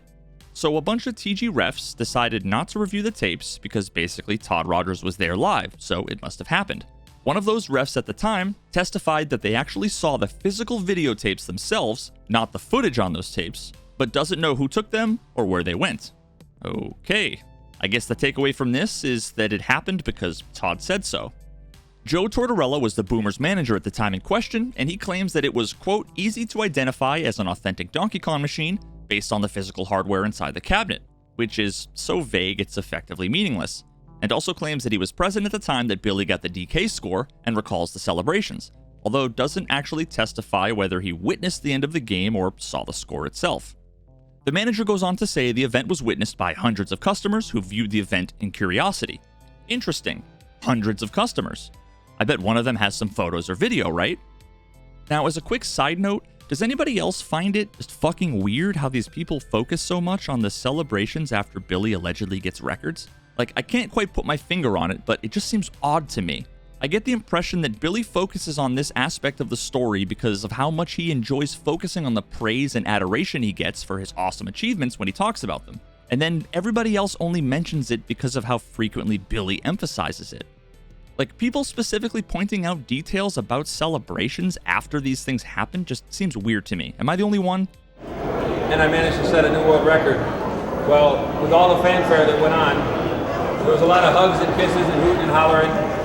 I don't know. Anyway, I digress. But finally, we have Matt Fergal, the guy responsible for picking up the machine, delivering it to Boomers, and setting it up. During, quote-unquote, a visit, he witnessed the final stages of the DK High score, and wouldn't you know it, after it was over, he recalls celebrations, handshakes, hugs, and congratulations.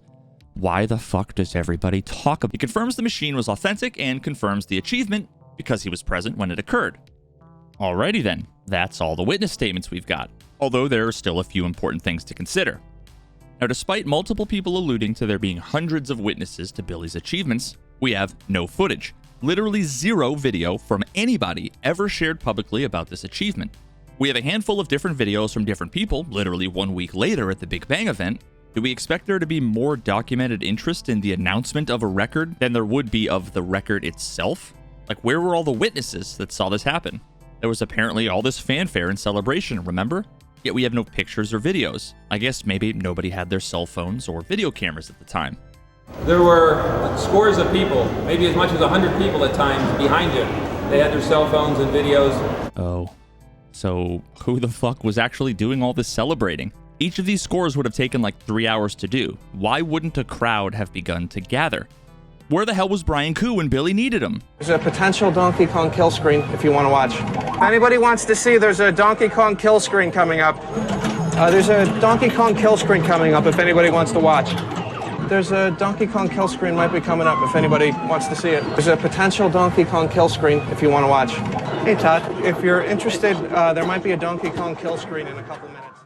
Now, while we have literally zero footage from any actual onlookers, we do actually have some, let's just say, interesting additional video from this event, all recorded by our old friend Robert Childs. Now, I want to go through these videos for a bit and share some moments that I feel are worth taking a look at, but just keep in mind for a bit that we're going to be operating outside of the realm of hard facts and more into some of the things that stand out to me personally as weird or give me odd vibes, that sort of thing. So just remember to take it with a grain of salt. And if you happen to get a different read on things or think something different, leave a comment with what you're thinking. The first video we have is entitled, "We Have a New Donkey Kong Jr. Record," July 2010. Just got word that Billy Mitchell just got the Donkey Kong Jr. record. Bill, it's about time. All right, so I've got to stop already. Look at Billy's body language here. What's with that little dash he did to do what looks like block the machine? I could, of course, be reaching here, but it just instantly gave me the vibe that he didn't want the dude holding the camera to walk over to the machine that he just allegedly set the record on to maybe look at the high score list, you know, as if maybe his score wasn't there. Now, before we play this next bit, let me remind you what you already know so that you'll perhaps keep it in mind while you listen to what these guys are saying and how they behave. One of these guys just set a new world record moments earlier, and the other dude is the official referee in charge of verifying the legitimacy of his performance. You know, like whether or not he did the score and like what the score was. And then also keep in mind that they are literally inches away from the very machine he supposedly just did the record on, where like the score would actually be visible to see on the screen. congratulations, man. Congratulations. Where the Hades were you, man? Unbelievable. Wow. 2 records in a day. Wow, what do you think? 1,279,50. No 50. What was the score? I'm giving him extra 50 points. Yeah, I get a bonus for the tie. It's 1,270,900. Yeah, but the people know when they see the score, they'll know what it is. So, hey, it's all that matters he did it. Yeah, who cares what the score is, right? They'll know what it is when they see the tape. Like, what? Again, maybe I'm projecting here, but when I hear him say, all that matters is that he did it, it just feels to me like he's almost trying to justify to himself that, yeah, of course it doesn't matter if he did it here, live in front of an audience or not. He did it, so it's just like the same thing, right? Anyway, it's all on tape, and where's the tape? He has it. I have it. It's right in there. Now, according to Carlos Pinheiro, he recalls that during the time period where he was helping Billy with the investigation, that Todd Rogers told him some interesting pieces of information. The first was that the whole event wasn't really planned at all, and that at least Todd's involvement was a spur-of-the-moment thing. Todd happened to be in the area that day as he was out shopping for tarantulas, which apparently he collects. Now, this kind of makes sense, as in the video we see, he wasn't wearing that old referee jersey this time around, which we may expect if he was there specifically for official adjudication purposes. But hold up a second. I know the first question that Billy would be asking is, oh, well, can we really trust Carlos? Well, we don't have to, as we have Todd on film saying the exact same thing a week after it went down back at the Big Bang event in 2010. There was no intent in the beginning to make any records. Really? I went down there to shop for tarantulas, and since I was in the area, I had given him a call and said, hey, well, he doesn't just walk in. Like I told you earlier, nothing was arranged, and since I was in the area, we stemmed with the idea of having Bill Mitchell against Todd Rogers at Donkey Kong blindfolded, just to take him out of his element of gaming. And it progressed to, okay, since I'm here, I want to see a stellar performance. Show me what you got on Donkey Kong. And that developed into a gameplay. Because he was asking me, what would I do? Would you go for both records, or would you just do one? I said, but you're not me. I says, me, I do both, but that would push the record up so high that the person would not be able to touch me. Okay, so wait, what the fuck is this story now? That there was nothing planned, but instead something about the two of them doing some spur-of-the-moment heads-up blindfolded Donkey Kong contest? I have no idea where any of that came from. Now, Carlos states that Todd told him that they were acting as if the bag had the tapes in them, when in reality that was actually the bag with a couple of the spiders he just bought. And Carlos also said the same thing in an interview with EGM Magazine, who also interviewed Rogers about the incident, who claimed they didn't remember if the tapes were in the bag or not. Well, add that to the ever-growing list of sketchy things that makes this whole entire story so hard to believe. At this point, I literally have no idea what to believe. The only thing that's clear is that at least one person is lying about a number of things, but who knows who or what that is at this point. Well, anyways, congratulations, man. That's unbelievable. Well, it took you long enough to get here. I was really fired up, and now I'm a little more stable. He pulled me out of bed, man. Yeah. Oh yeah, wait a minute. That reminds me. Didn't Billy say that he got the DK Jr. record after midnight? It's really hard to tell in this video what time it is, but if it really is sometime around midnight, it's kind of surprising how lively it at least seems to be in the background. Now, as a quick sanity check, I wanted to go and ensure that the arcade would have been open at that time. But to first do that, I needed to establish which boomer's location the assault took place at, as there are multiple locations even in Florida. I found an old article during this time period that mentions Joe Tortorella as the general manager of the Dania Beach location right next to Billy's stomping grounds in the general Fort Lauderdale area, so that all tracks. I then went to the Wayback Machine and checked the hours of operation of this very location at that period of time, and it does actually seem that the arcade likely would have been open at this time, so at least that checks out. Now, one of the people that Billy claims was present for at least one of his scores, in both his written statement as well as in his deposition, was Pete Bouvier, the then owner of Twin Galaxies. Now, in the second of Robert Childs' multiple videos that day, entitled Billy Mitchell Speaks, July 2010, moments after breaking Donkey Kong record, Billy says this. So we're here. I guess one more person we're hoping to say hi to is Pete. Pete from Twin Galaxies is on his way here. And, we'll share some good conversation with him. Okay, so initially it was a little bit difficult to try and orient myself to when this video was filmed, as the title and description of the video both refer specifically to him setting the Donkey Kong record, not the DK Jr. record or both records. So I figured that this was taken after the first record was done, which would have been before they went out to dinner. But then elsewhere in the video, he says this. It was a little slow getting started, but then once the records came, they came. So there he says records, i.e. DK and DK Jr. So this implies that this would have had to have been at the midnight time period in order for the whole story to be consistent. So I guess that means that Pete Bouvier was also pulled out of bed after midnight to come celebrate Billy's record? Billy said he was on his way. So was Pete there or not? What other info do we have on this? Well, unfortunately, Pete passed away in 2017, so we can't corroborate any of this information directly with him. And I suppose once again, that happens to be convenient for Billy's narrative. So what else do we know? I sat down in front of a Donkey Kong, and after a little trouble, as there normally is, I managed to play, and I managed to set a new world record that I guess you're going to see finalized right here. Well, with all the fanfare that went on, there was a lot of hugs and kisses and hooting and hollering. And from Twin Galaxies, Pete was on the phone, and Pete was on his way over. And I turned and I said to the two Twin Galaxies people there, I said, one more thing I got to take care of. And I started a game of Donkey Kong Jr. And I thought it was neat because I think it would have been the first time Pete would have seen a world record. Am I right? No. So I played, and I guess I was about 3/4 of the way through it before I said, boy, where's Pete?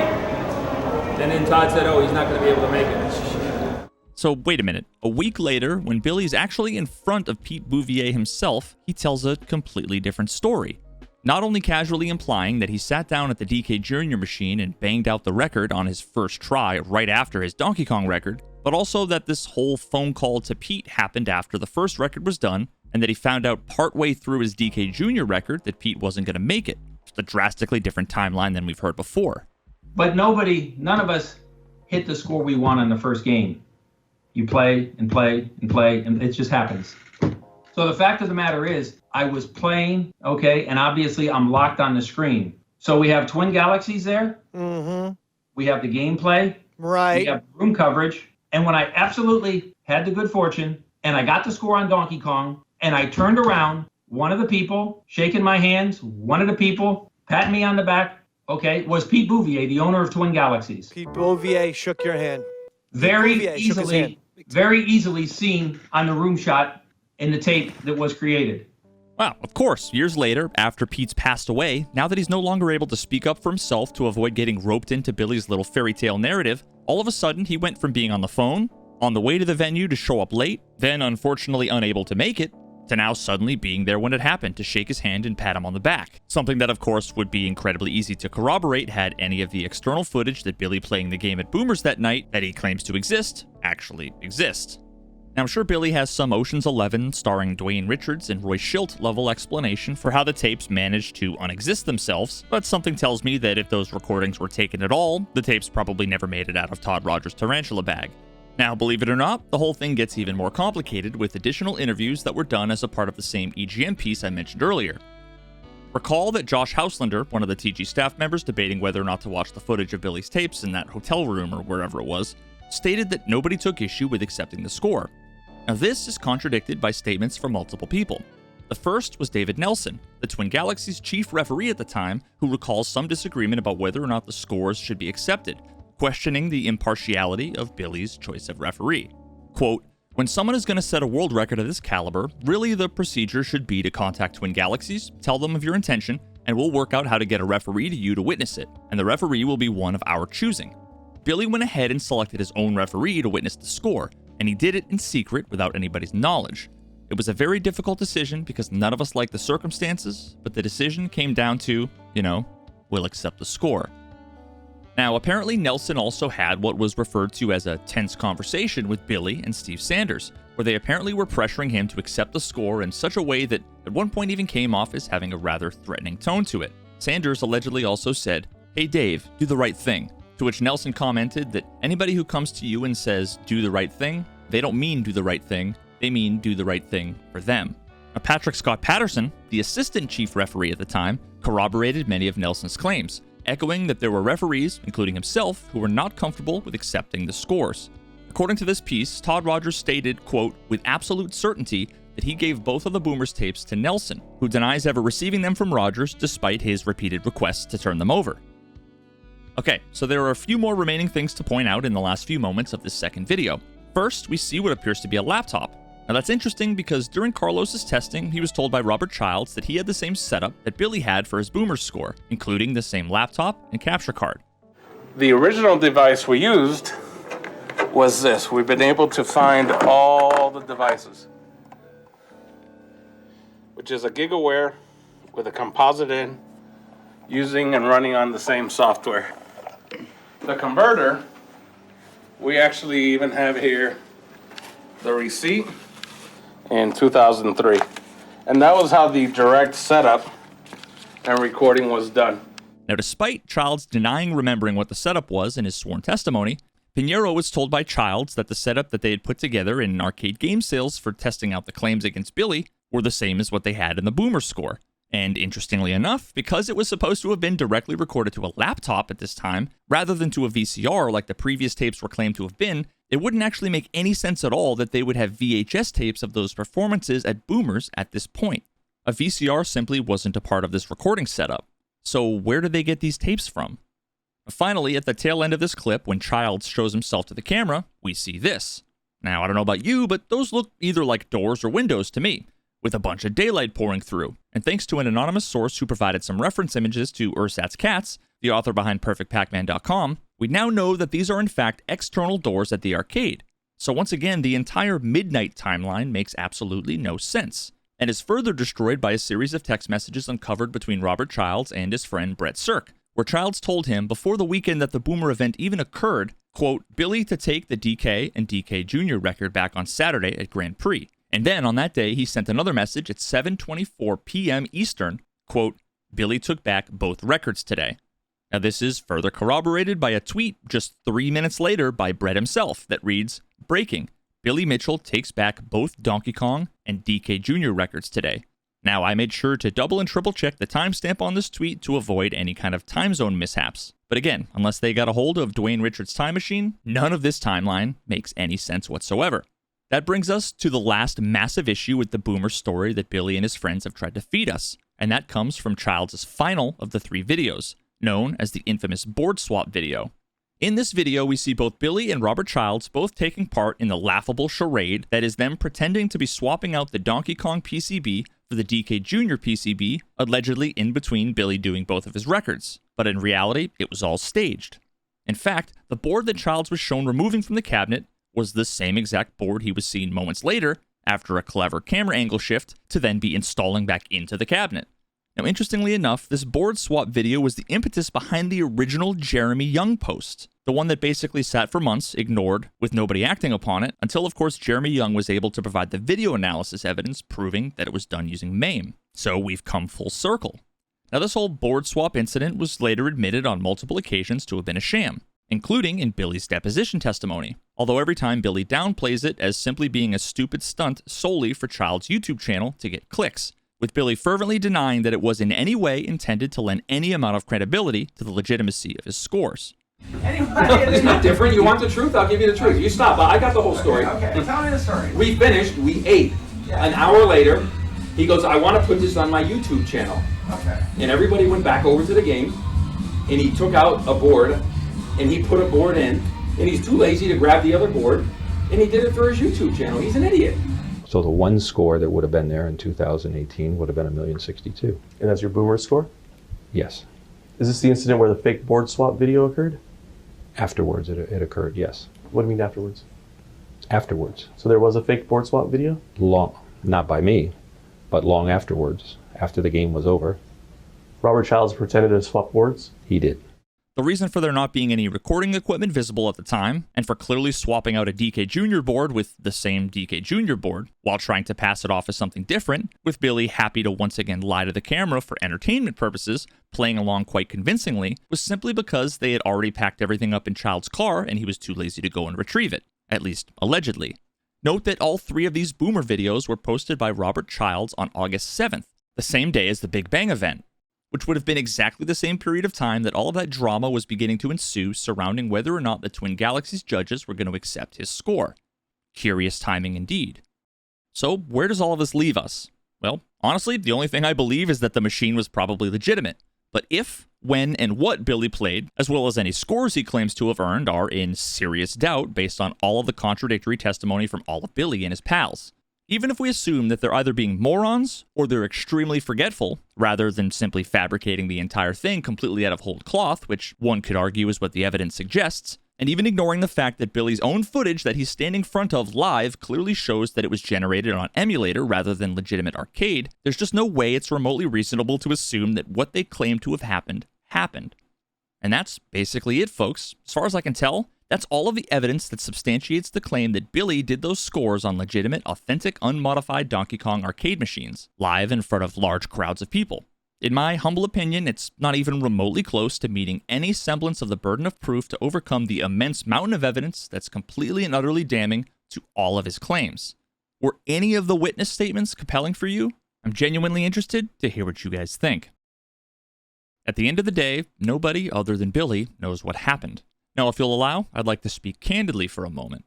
I personally suspect that most people are afraid to outright accuse Billy of exactly what they think he did, to propose specific accusations, or to share any kind of theory about what they believe happened, solely out of fear of legal repercussions. The unfortunate outcome of that is that it allows Billy himself control over the narrative.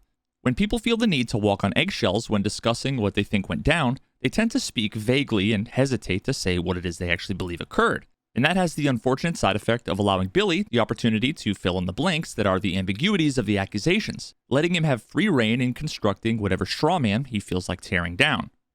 Now, alternatively, some of the folks that actually do speak up against Billy and who are willing to share their suspicions very often don't have all of the facts quite right, or end up misinterpreting where the evidence actually leads. And that ends up reinforcing Billy's strategy of only ever focusing on the least credible accusations and using those to try to discredit anybody and everybody who questions his narrative. Here's a perfect example of somebody who clearly has the balls to say what they believe, which I have respect for, but at the same time I ultimately think their conclusions aren't exactly supported by the evidence. But there's a guy on YouTube, Mario4356, who just uploaded a video, and he pointed out something very interesting in this fake board swap video. But the biggest issue is, why is there a laptop? You had a cameraman, it was 2010, I get the feeling that this laptop was used to run a version of MAME into that cabinet. Why is it there? Do you see that laptop back there? Why would they have a laptop there? They weren't live streaming it. They weren't even filming it. I mean, there's no footage of him actually playing at this event, and there's no, like, they couldn't get a video of him standing there with like a thumbs up and his American flag showing his high score. I mean, obviously they had a camera there. He claims that he announced his playing, so they knew they were going to be there. I mean, could it just be there for whatever reason? I guess so. I mean, we'll never know, but it's very suspicious, and it's something else that's really interesting about all of this. In situations like this, all Billy needs to say is, well, I was recording directly into my laptop using that direct feed setup that I've shown before. I've already told everybody this, but they won't listen. See, you're not being honest, and you're just trying to discredit me however you can. And the unfortunate truth is that, in all honesty, that makes Billy's case seem just a little bit stronger, solely because of the absurdity of the counterclaim. Pretty much none of the noteworthy, credible folks that are making any accusations against Billy are saying that he ran MAME into the cabinet. And the only reason why he keeps talking about that is because of folks like this that keep saying that that's what happened. The fact that we have videotapes that show MAME play doesn't point to the fact that he actually played that night on that machine using MAME. What it does is call into question that he played that night at all. Now, this creates a situation where both his supporters, as well as people unfamiliar with the case who are now just being introduced to it, only ever hear a misinterpretation of what the evidence suggests and Billy's attempts to debunk those misinterpretations, which unfairly represents what many folks like myself actually believe. So to do my best to prevent my position from being misrepresented, misinterpreted, or strawmanned, I want to state it clearly and unambiguously, while at the same time I need to make it very clear that while I think what I believe is entirely consistent with all of the available evidence that I've analyzed, there simply isn't enough evidence to know what happened for sure. Again, only Billy can answer this. The following is not a statement of fact, it's merely a summary of what I personally feel is the most plausible explanation that attempts to account for everything that I've discussed thus far. I believe that all three of Billy's most famous Donkey Kong records, the King of Kong score, the Mortgage Broker score, and the Boomer score, were complete fabrications. These scores were not achieved on genuine arcade machines live in public, but instead were likely created somewhere far away, safe from prying eyes, by Billy or some unknown third party on a computer somewhere running MAME. Using save states or other emulator features, these perfect performances achieving whatever score he desired would have been trivial to manufacture, piece by piece, board by board, without needing to worry about bad RNG, making mistakes, or taking risks. Anytime you mess up or get unlucky, you just hit that load button and you rewind to moments before, without any real progress actually being lost, allowing you to effectively brute force a fully segmented run. Now, as I talked about earlier, I played Donkey Kong only a handful of times before, and generally have no idea what I'm doing. When I made my little trip to Fun Spot, I only made it past the second stage one time in the handful of attempts that I had. But now looking back at all of this, I wanted to see how long it would take me to get to the 100,000 point milestone, a fairly respectable score for the up-and-coming DK player learning the game, but I would be using save states on MAME.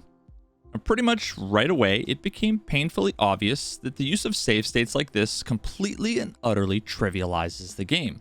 Within a few minutes, I was easily able to get 100,000 points, so I imagined if I actually knew what I was doing, getting 1,000,000 points using this method would probably be extremely easy.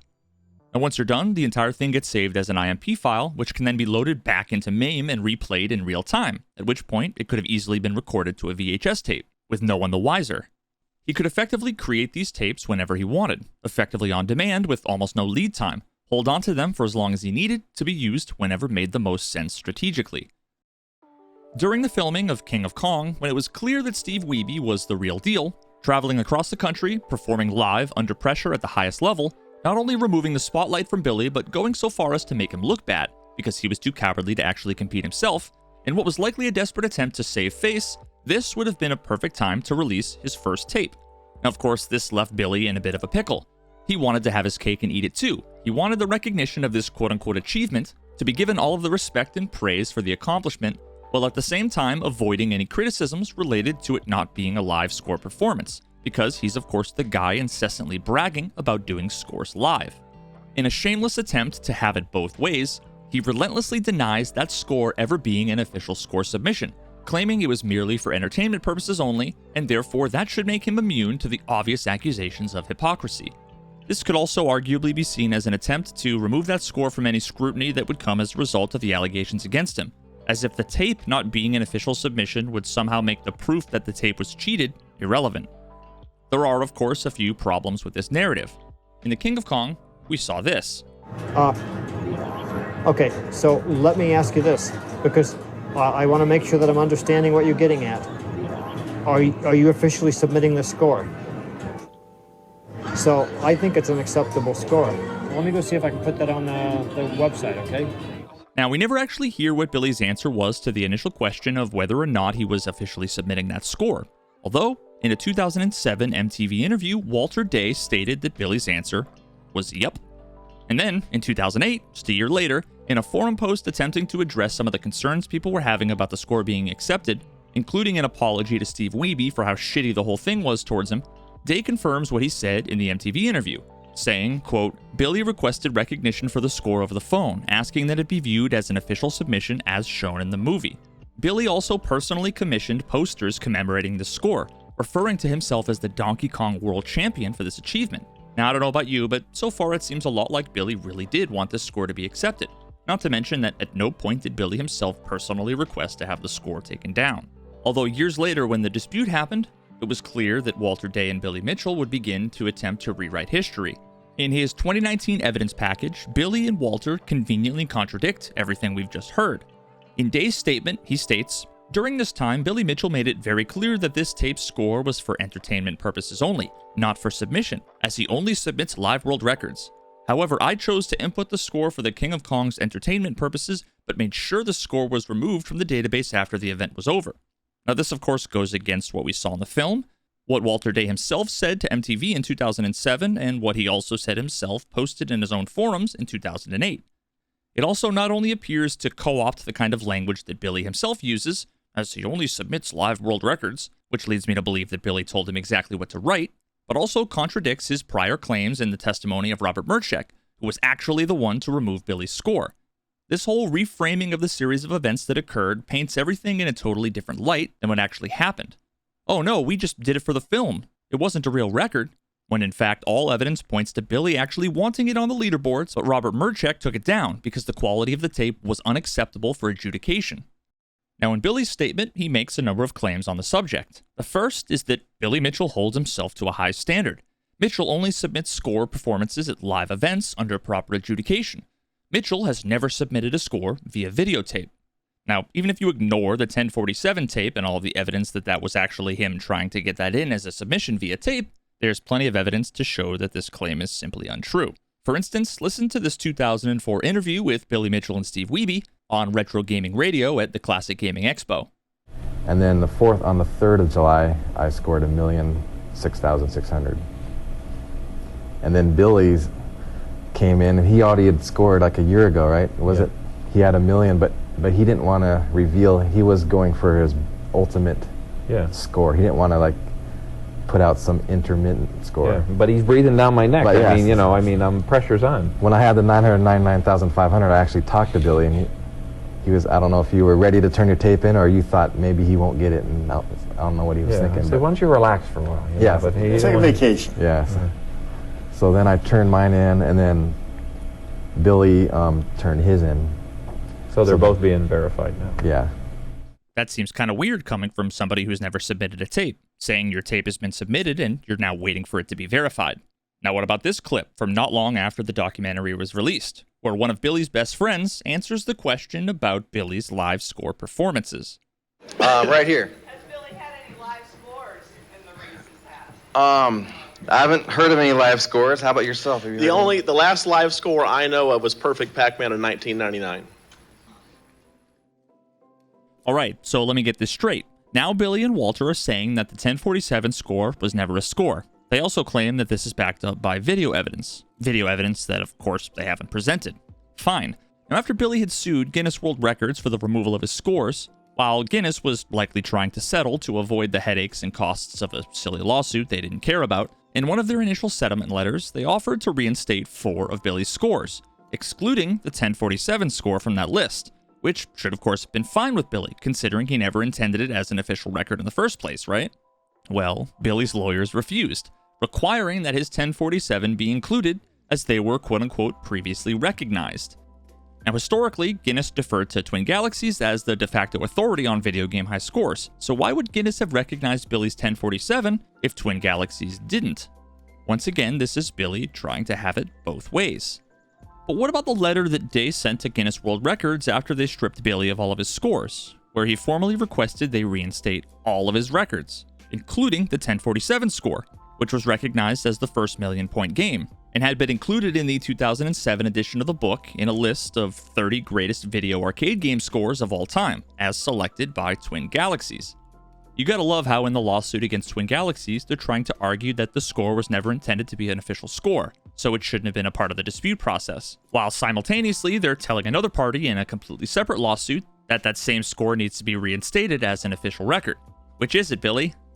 Now, Walter's letter also later had a footnote added to it where a number of contradictions were introduced. First is that now Walter wasn't taking credit for removing the score, but instead finally admitting that it was in fact Robert Murchek. But of course, at this point, Murchek was no longer defending Billy, and the 2006 MTV footage showing that Girder Finger was known at this point, so Billy had to now categorically deny that he sent the tape to Murchek for adjudication to try to cast some semblance of doubt on that evidence. Now, Day also goes on to explain some of Billy's apparent trepidations about the decision over whether to officially recognize his 1047 score or not, casting further doubt on Billy's assertion that it was never intended to be a submission. First, he definitely said it was a submission. Then he categorically denied it was a submission, and now when asking for Guinness to reinstate his record, he was apparently back and forth on it. How convenient. Now, after the initial January 2007 showing of The King of Kong at various film festivals around the country, I'd be willing to bet that it became pretty clear how the series of events portrayed in the documentary made Billy look. And it wasn't great. Just before the wider theatrical release of The King of Kong that was slated for summer of 2007, Steve Wiebe was the world record holder with a score of 1,049,100, solidifying the narrative that had been nicely tied up at the end of the film, that Wiebe, the lovable underdog and protagonist of the story, had overcome all odds and proven that he was in fact the best. Now, the best way for Billy to get out in front of the criticisms that were undoubtedly going to be coming later on that year would be to retake the first place spot in as grandiose a fashion as possible, live at a big public event, exactly 25 years to the day after his first record performance. This was Billy's metaphorical called shot. You can see clear as day how fragile Billy's ego is about this when he's asked a completely innocent question from what sounds like a child in the audience about how long he held on to his original tape. And after giving his answer, he gets all defensive and feels the need to tack on the additional details that he feels will redeem himself while simultaneously adding in a dig at Steve Wiebe. How long did you have the videotape with your 1,047,000 score? That score was done in June of 2004. So 2 years or so before you submitted. But again, I had done scores beyond 1 million points. I had done scores that were witnessed, but I don't submit scores that aren't at a live venue. And one thing you'd be fooled by here is the score that eventually was put up as the world record at 1,050,000 was done at a live venue in Orlando. And the record that it beat, which was 1,049,000, was done in Steve's garage. That's the exact opposite of what the movie would have you believe. But if it was shown exactly the truth, the way I just described it to you, it wouldn't be as exciting. Even at this point, we can see that Billy was still trying to dishonestly skew the narrative in order to downplay Wiebe's accomplishment and to prop himself up, pretending as if the movie left out the score that he quote-unquote did at a convention, even though the score he's referring to didn't even allegedly happen until a year after the movie was filmed. I go, oh, that record that you saw that guy do in the movie? Yeah. I go, that wasn't a record. I go, that wasn't even 1 million points. They go, no, that was the record. I go, he goes, I go, he did the record in his garage. He sent the tape in. He sent the tape in? And I go, yeah, he did. We call it a garage score. And he goes, I thought yours was a tape. And I go, that was a different tape. Yeah. I go, the score I did at a convention. It was a live score. They go, no, I saw it. And I go, I know what you saw. Yeah, you saw a movie, yeah, but there's reality and then there's a movie. And I say, and I'm glad you enjoyed it.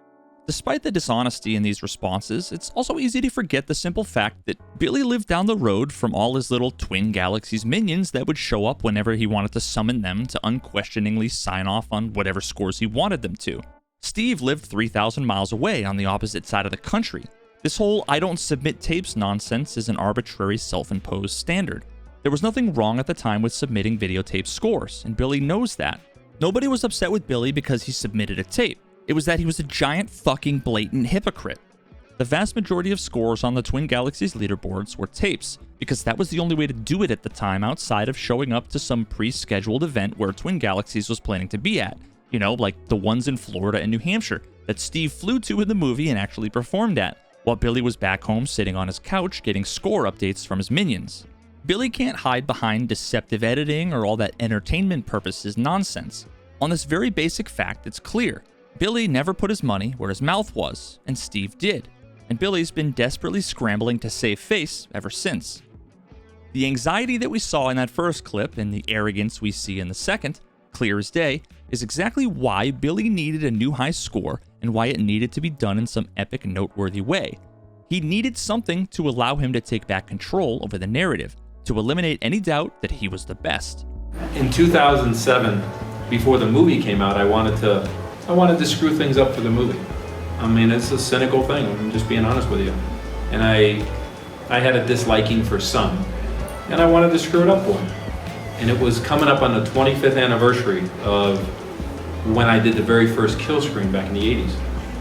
And so I openly said, I'm gonna play, and I'm gonna get a new world record. I suspect that this is precisely the reason why Billy, who had previously declined to appear at the mortgage brokers event when he was initially invited, ultimately changed his mind, reaching back out to Sheila Kinnery in late January, right after the initial showing of The King of Kong. This would be the perfect opportunity to stage a live performance that could serve as the justification for the release of a new MAME-generated tape. The timing lined up perfectly with his original 1982 record, and there would be a lot of potential witnesses around to corroborate his story without knowing remotely enough about Donkey Kong high scores to be able to call into question any aspect of his performance. This is perhaps related to why Billy loves to focus on and emphasize all of the fanfare and celebration. As we've already seen before, all he needs to do is say, "And that's a perfect game," and anybody around is going to cheer and applaud and be excited for the achievement that they really kind of don't fully understand. But whatever, who cares? We're all super stoked for whatever it is the guy did, right? Despite the Music City Multicon incident occurring after Billy was already the subject of major cheating allegations, and the fact that it wasn't a perfect score was caught almost immediately and called out publicly, you could argue that Billy has still really never answered for trying to pass off this supposed perfect score as legitimate for over 2 years. And that was at a gaming convention with fairly savvy gamers all around him, cameras all over the place, and even the local news there covering it. It really isn't that far of a stretch to think that him effectively doing the same thing at a mortgage brokers convention with no real heat or pressure on him would have been anything but trivial to pull off.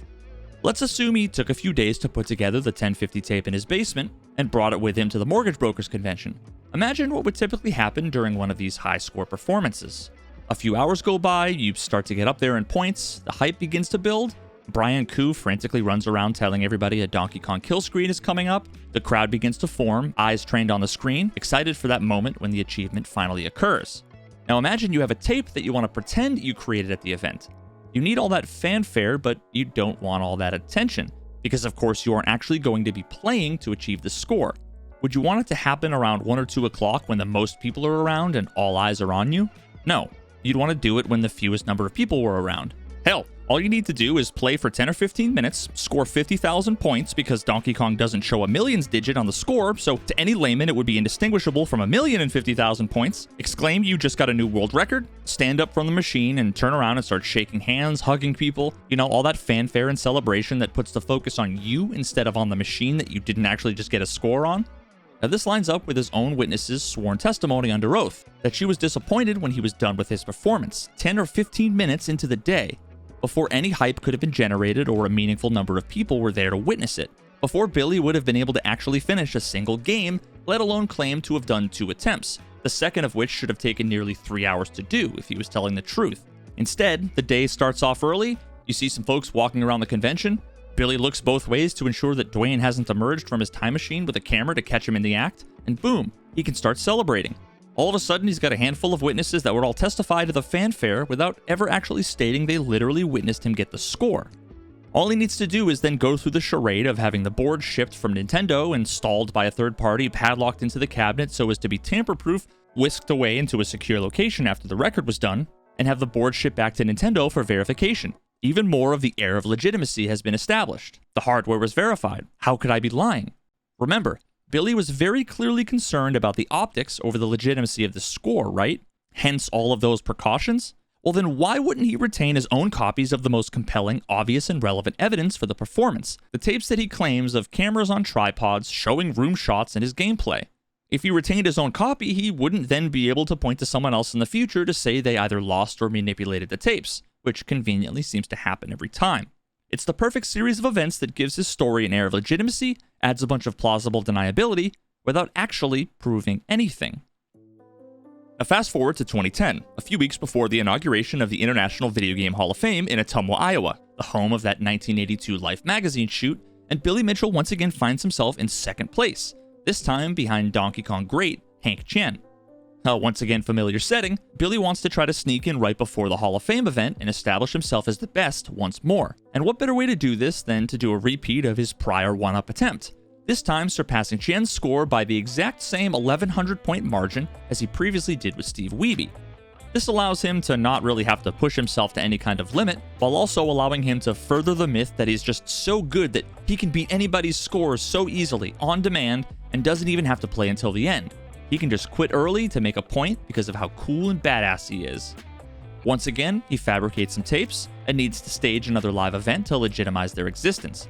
Now, rather than show up to a normal competitive event like Wiebe did multiple times in The King of Kong, the thing that Billy pretends is his MO, or bother making a big announcement of his record-setting intentions to the world so that folks could be there to witness him be a legend live, he instead sets up this low-key performance in the dark back corner of an arcade, does the same song and dance related to sourcing and validating the equipment that he doesn't actually plan to play on, and then when nobody's looking, he claims he's done the thing, whips out the MAME tapes as proof, manages to lose track of all the external recordings that would show him actually playing live in front of a crowd of onlookers because that never happened, and then blames everybody else but himself for this ineptitude and short-sightedness. But don't forget, Billy Mitchell always has a plan.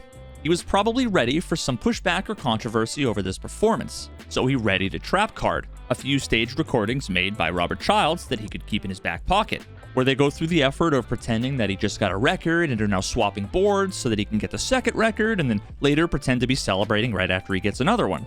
He had this gotcha ready that he could whip out the moment that anybody questioned what happened. Again, a half-hearted attempt to add an air of legitimacy to this story.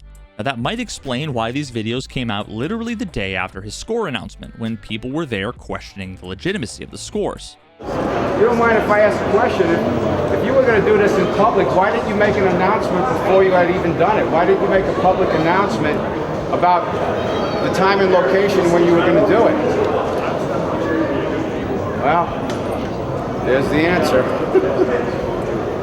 That was Roy Schilt, aka Mr. Awesome, one of Billy's most eccentric critics that was also featured in The King of Kong, put forward as being a part of the anti-Billy conspiracy. Now, in a number of forum posts that were going around in the weeks leading up to the Big Bang event, someone who I suspect was secretly Roy Schilt on a sock puppet account predicted that Billy would do this exact thing. Billy Mitchell's former world record Donkey Kong score of 1,050,200 points of July 2007 is a sham. In July of 2007, Billy played that score at an out-of-the-way broker convention as a smokescreen so it couldn't be scrutinized. We must assume that Billy's world record score was actually played at another time and place and somehow switched for what Billy played that day. Between now and August 7th, Billy will reclaim the Donkey Kong world record with some bullcrap scenario. Honestly, it's pretty fucking crazy how accurate this ended up being. Now, you'd be forgiven for thinking that this kind of wacky trap card gotcha plan would even be too much for Billy, but it turns out that he isn't a stranger to this kind of nonsense. In a recorded phone call between him and ex-friend David Race, the release of which ultimately leading to a lawsuit against Race for allegedly illegally recording the call, a case that was ultimately dismissed, Billy discusses his ingenious plot to discredit and embarrass all of the haters on the wrong side of his record dispute, starting with him creating a totally new performance of his Boomers score. But what I plan on doing is, it's also being recorded out the back. The direct feed is hooked up. And what I plan on doing, and this is top secret, I plan on doing it. I'm going to take the tape, and I'm going to have it sent to Jay Saul. When I say have it sent, I'm going to have it sent to New Hampshire, which is where I think it last was. I'm going to FedEx it to New Hampshire, and somebody in New Hampshire is going to FedEx it to Jace, just like the Wayne's tapes suddenly showed up at Jace's doorstep. Yes. This tape will suddenly show up, and the news will be, we found the 1,062 tape. And it's nothing except a silent tape. There's not my voice, my face, nothing, just like the others. Yeah. And I want Jace to look at it, put it online. I think he will. And many people, maybe Jace too, are going to pick it apart, how rotten it is, how evil it is, how MAME it is, how corrupt it is, this and that. Oh my God, a third tape to prove Billy Mitchell, SOB, and all that. Okay, I hope Jace said that because it'll destroy his credibility. Yeah. Okay. Then once it's out there, I will send the exact same one from the webcam, and I'll put it on the internet. And everybody that was an idiot is going to absolutely be caught on the carpet. I mean, absolutely shamed. I mean, so many people are going to be mad at me. Oh well, the truth will come out. Yeah. I think this might eliminate things with me and Jace permanently, which I don't care. He needs me more than I need him, believe me. And I'll say, this is a special game, a very targeted game. This game is meant to sting, and it will, more than one way. Yeah. And that's what I'm going to say. But it's at that point that I turn on the VCR and I hit play. The VCR, the tape that Jace initially has none of that. It has the play from the start to the end, nothing. Nothing colorful, nothing. And I'm sure that people are just going to find a way, oh, look at this, oh, look at that. And when it's the exact same gameplay out with the webcam, I mean, it's just going to be, I mean, okay. I hope Jace bans me for being a son of a bitch. I don't know. So Billy had an elaborate plan to try and pass a brand new tape off as the original Boomers tape, except this time a totally legitimate performance, in the hopes of baiting the community into doing a video analysis on it and coming to the conclusion that it's not legit either. But of course it would be legit, so that would prove that they're out to get him. Man, Billy, that's a genius plan, as long as you don't think about it for like 11 seconds. First, all we need to do is compare that tape to the footage shown at the Big Bang event, and we'd see that it wasn't the same gameplay, which would instantly discredit the legitimacy of the tape, whether it was played on arcade or not.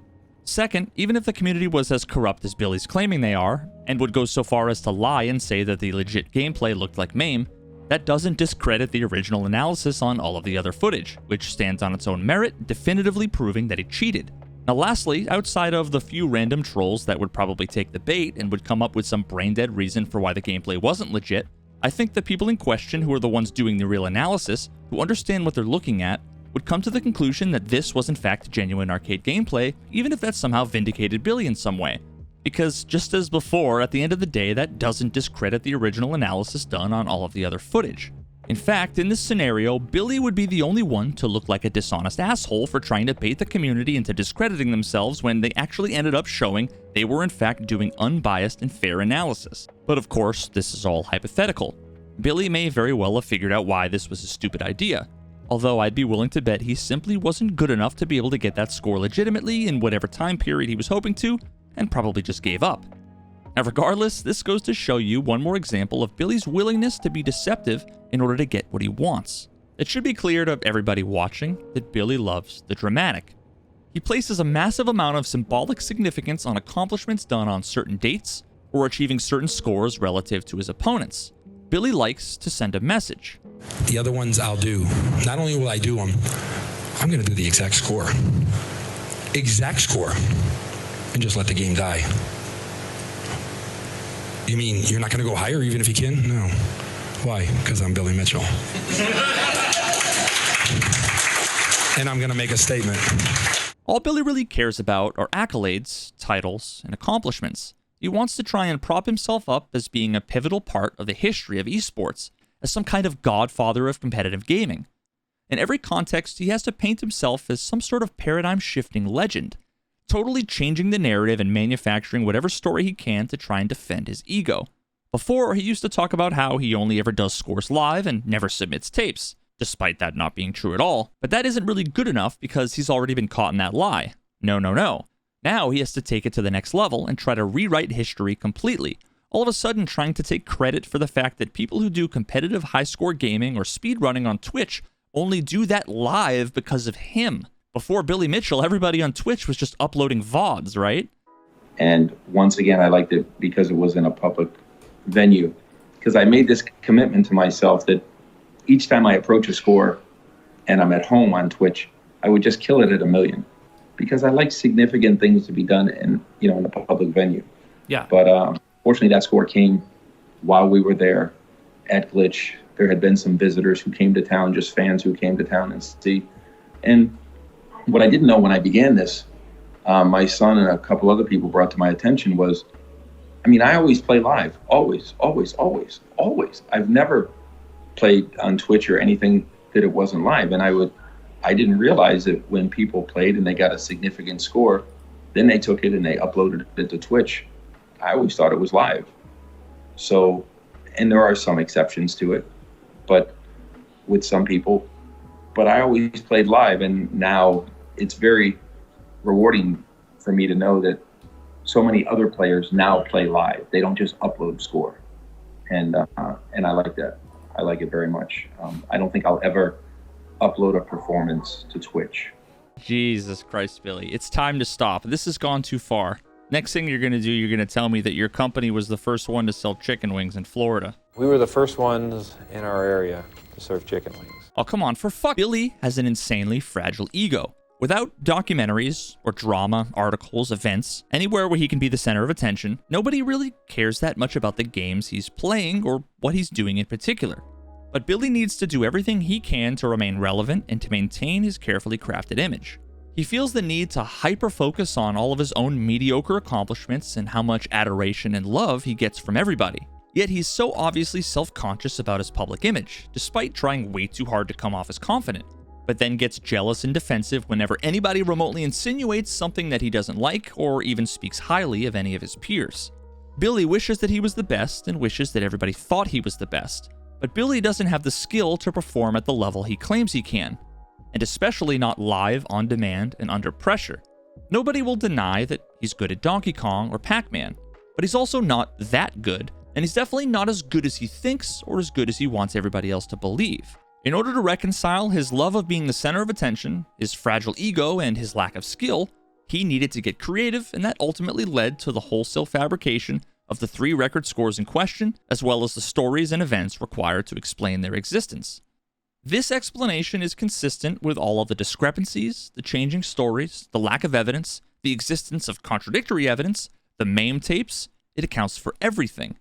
It makes perfect sense when you consider how Billy surrounds himself by all these sketchy, untrustworthy folks, how a notable number of one-time friends and defenders eventually became enemies, all with consistent and believable stories of all of the lies and deception and manipulation behind the scenes. It explains events like the Music City Multicon and other things that Billy's done that demonstrate his willingness to lie and deceive to benefit his reputation, all the while attempting to play dumb and act like he's the victim when he comes under pressure, and how his only course of action ends up being forcibly silencing people who are critical of him by abusing the DMCA and bullying people using the legal system. Now, Billy's lies are further exacerbated by the enablers and true believers that have historically surrounded him. Whether any of them have been conned or are knowingly participating in the lie, obviously I can't be sure, but it's clear that so many have taken on the role of being his attack dog, spreading lies and misinformation whenever they get a chance. That biasness is why you guys cannot look at this entire situation objectively, but a judge will. A judge who does not care about video games, does not know about Billy Mitchell, does not know about Twin Galaxies, does not know about any of this, will probably sit there and say, okay, listen, so what are you suing for? You want to get your score back at the Twin Galaxies? Get our score back at the Twin Galaxies? No! You think we care about a score? This person defamed us. Slander and libel, and we're suing for that. Then the judge go, okay, now we talking. The judge doesn't care about the video games. The judge wants to know what crime has been committed and if whether or not the case is for real. The judge doesn't care if it was played on MAME. The judge doesn't care about it. You see how we're asking this question?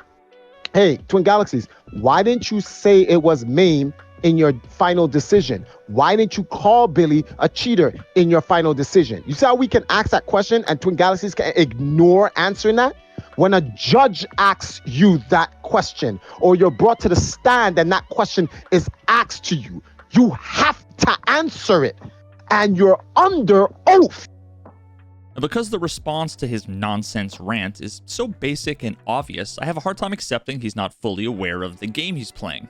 But the reason why Twin Galaxies doesn't say definitively that it was done on MAME was because they don't have to. Their rules are clear. The scores need to be done on original unmodified Donkey Kong hardware. They don't need to prove exactly what version of MAME the scores were done on when the evidence conclusively proves what we see on the tapes could not have been generated by an authentic arcade machine. Twin Galaxies' official post that served as the announcement for their final verdict said it best. While we know for certain that an unmodified original DK arcade PCB did not output the display seen in the videotape score performances, we cannot definitively conclude that what is on the tapes is MAME. To definitively conclude that MAME was used, Twin Galaxies would need to comprehensively rule out the possibility of all other methods that could produce what's seen on the tapes. This would mean testing all other emulators other than MAME across all other platforms to eliminate the possibility that a different emulator was used. It would also mean testing visual effects software and anything else we can think of to be definitively certain. This kind of testing is beyond the scope of the dispute case needs. From a Twin Galaxies viewpoint, the only important thing to know is whether or not the score performances are from an unmodified original DK arcade PCB as per the competitive rules. We now believe that they are not from an original unmodified DK arcade PCB, and so our investigation of the tape content ends with that conclusion and assertion. Anybody with any reasoning capability should be able to recognize that while all of the evidence points to the tapes being MAME generated, there's no need to officially make that specific claim. That just goes above and beyond what they're required to prove or demonstrate to be justified in removing Billy's scores, and coupled with a zero tolerance policy, that's enough to remove all of his scores, full stop. Now also, there's no point in explicitly saying he cheated. In fact, simply disqualifying his scores and saying they weren't done on arcade is actually generous to Billy, because it might even give Billy some wiggle room to make up some kind of story for how he played on MAME accidentally, if he ended up wanting to try to save face without actually admitting to what he did. On one hand, Triforce complains that they've slandered his name, and then on the other hand, he's mad that they didn't call him a cheater. It's all nonsense as usual, but then again, this also tracks with my very limited personal experience with Triforce, who made it painfully clear straight away that he wasn't interested in engaging in anything remotely resembling a good faith discussion when I reached out to him to try to have a chat about my initial disagreements with his video analysis. Now, as far as I'm concerned, I did my best to try to come in peace and initiate a potentially interesting conversation. But because I mentioned that I believed that he had gotten something wrong, he immediately pointed to that and said I was biased, implying that I wouldn't be capable of a good faith discussion. Give me a fucking break. Billy might have at one time been a gaming legend. I won't even bother trying to dispute that. I believe that Billy believes that he's one of the best in the world. I believe that Billy believes he's entitled to all of the accolades and achievements that he claims he is. Now, Billy's final desperate attempts to save face have taken the form of claiming that his ability to recreate the 3 infamous scores exactly on the head are what will ultimately prove that he never needed to cheat in the first place. He's just that good. He's just that cocky. It'll be trivial for him to hit all of those scores exactly whenever he wants, and as soon as he can do that, that should shut up all of the haters, right? Well, first, it's important to note that literally nobody relevant ever told Billy that this would prove anything. Nobody asked for him to do this. This was his own entirely arbitrary requirement. Proving that you can do something similar today does not prove that you did it in the past. It's not really a complicated idea. Twin Galaxies didn't ban Billy because they didn't think he was capable of achieving the scores he submitted. They banned him because the scores he did submit violated their rules. If I stole something yesterday and then I proved that I could pay for it today, that wouldn't mean that I was innocent. It also needs to be said that Billy's scores might have been world record level during their time periods, but those scores are generally not super impressive today. There's more advanced techniques that have been developed in the last 10 or 15 years, there's more competition, there's better players. Billy often brags about getting a bunch of million-point scores soon after he started live streaming during that initial dispute period back in 2018. And sure, that's absolutely an impressive feat, but in the world of modern high-score competitive Donkey Kong, getting 1 million points is fairly trivial. Today, Billy's best scores would be somewhere in the realm of like top 20, nowhere near world record level play. But again, that's also sort of besides the point. It's simply a non sequitur to think that doing an exact score more than a decade after the fact would exonerate you or silence the haters. It's not that you couldn't do them then or couldn't get them now, it's that you demonstrably didn't do them legitimately.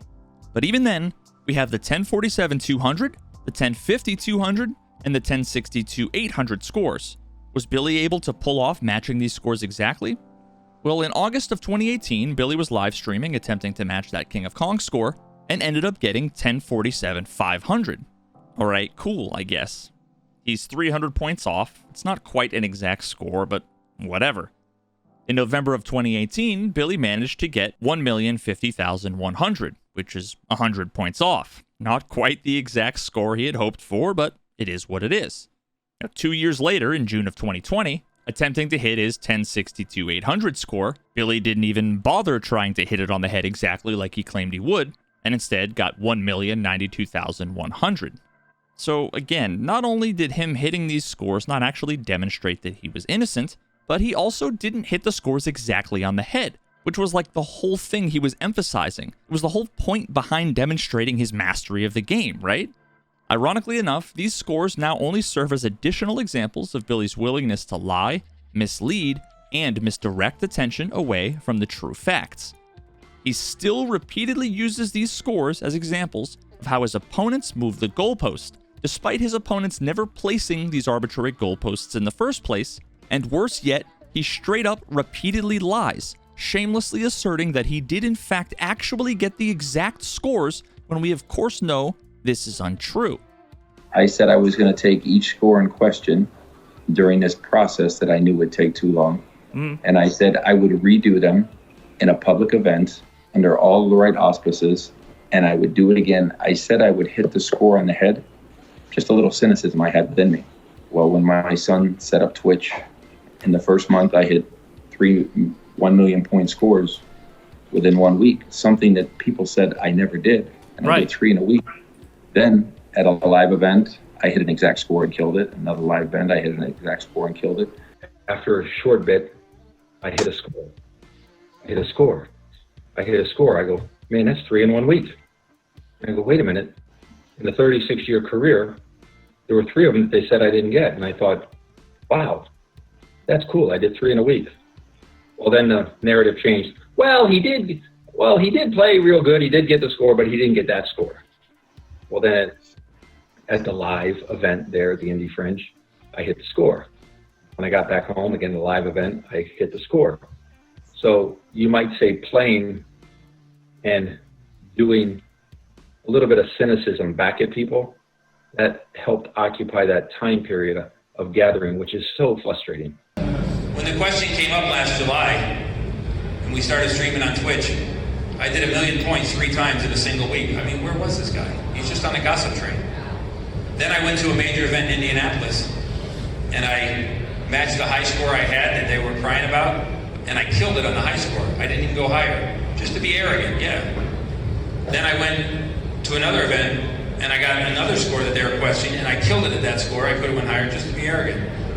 This guy's like, there's people that follow that just like to talk silly. And usually I don't even respond, but I had fun embarrassing the guy here. Very little coverage for any good news, but every score that was actually spoken ill about, he didn't get it, he can't get it, he won't get it, he's not good enough to get it, you'll never see it. Of course, then when I produce it, let's just move the goalpost and have another excuse. It just fell together and I couldn't have it fall together better. And what I mean is, like I said, I started streaming and I knocked out the 1 million point scores like that easy.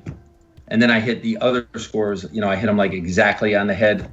And I thought, well, that takes care of that. I suppose I really shouldn't be surprised that in light of everything we know about Billy and all of the claims he's made and stories he's told over the years, that he can still keep going around lying and misrepresenting these new achievements in an obvious attempt to legitimize all of his past achievements we know were embellished or flat out fabricated. And then all of these people just sit there impressed, smiling and nodding and laughing without questioning anything. It really does feel like a cult. It truly does boggle the mind. And one last time, just because Billy might have been able to achieve those scores then, or could maybe potentially kind of get close to achieving those scores today, that doesn't mean he didn't cheat. There's a well-known idea in the context of speedrunning that attempts to explain why some talented people, even some of the best in the world, end up succumbing to the temptation of cheating to achieve their records. Karl Jobst said it best: players don't cheat to get a faster time, they cheat to get a time faster. Now there were referees around. Now there was management around. Now there was their original Pac-Man was there. And of course it was filmed. But in light of events, I don't know, maybe it really didn't happen. Also, I'd ask that you allow me to finish my question before you give your answer. What it is I receive, I'm not a... Just answer the question. Sentimental, okay. You didn't ask me if I could go out and research that. You don't need to respond. Okay. Walter... You've answered. Like I said, I believe you. Like I said, I believe Just you answer have it. questions, okay? Understood. It doesn't matter if it says I'm a director. Listen, answer the question only, okay? Okay. Board of directors. No question, Penny. Just answer questions, okay? Okay.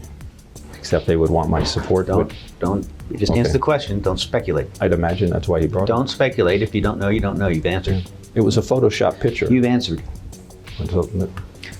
Sorry. That's exactly what I said. Just answer the question. Order Robert Murzak's. He stole. The question is which ones? Oh, I apologize.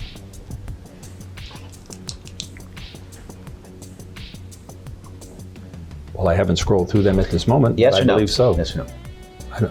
No. I'm giving you common sense. You're the one making the answers here. Just answer the question. Listen to the question and answer. Right. You get to ask the questions. I get to answer. Stop. Because he had his priest with him. Imagine that. Sorry. Just answer the question. Try to learn or play. You've answered.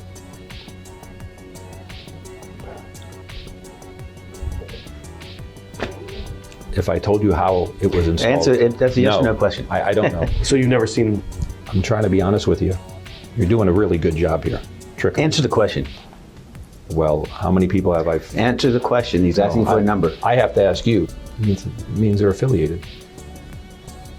Just answer the question. I thought I did. My question is a little bit different. It is. Listen to the question. Answer only the question. Yeah. Okay. Did you... That's so vague. Between the 4 of these lawsuits? Well, let's strike the question. It's a bad one. No commentary. Objection, Melvins, but you can summarize it. Yeah, why don't they just read the suit? Answer the question, don't. Okay. Yeah, we'll skip that question. No, you can't. No, I don't mean that. You got to give me a better question. Stupid question. That's what he told me. The question, by the way, was whether or not he sued you. I don't know. So I know, but what I'm telling you is listen to the question and answer the question. Oh. You've answered. Yeah. See, there was another guy, another little kid. Okay, keep going. Right. That's why I said it was. You've answered. That's how he adjudicated it. Answer the question, Dunley. That was at a time period. No question pending. Yeah. No, I was just going to say something to him. That's Don't worry about it. Missing a key point. No commentary. Just answer the questions. Yep. Was he giving me advice as a friend? Yes. The question's answered. Was he giving you advice as well? Oh, yeah. What a stupid. Oh, whatever. I'm shutting up. Answer the question. Listen to the question. Answer the question. I guess we can jump over to that one. Let's do that. There's not a question pending yet. He's just asked you to read that. Okay. I had become less and less. The question is, what if this is incorrect? That's the question. Okay. Carlos did not head up the team. The answer is yes or no. If I was on a That's call. all that you've answered. Jeez. Could we have the recording? Look, just answer the question. I said what's on the next question? call to Jace. Fresh as my recollection. That's it. Whether it does or it doesn't. If No, it doesn't, then it doesn't. So you're just confused all over the place? At the moment. Yeah, I mean, I don't. I believe the last call. That's you answered. Right. He was. That's not a question. Just whether he was there. Now as exhibits. Don't say nothing.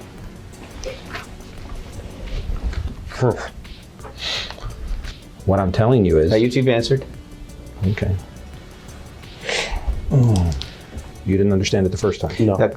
Just answer the question. Did you? I knew it was in my daughter's room. And just answer the question. We were at. Yes or no question. Yes. I'm behaving.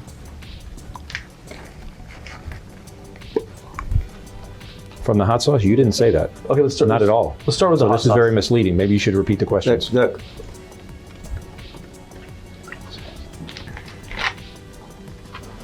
What else, Zach? He is the...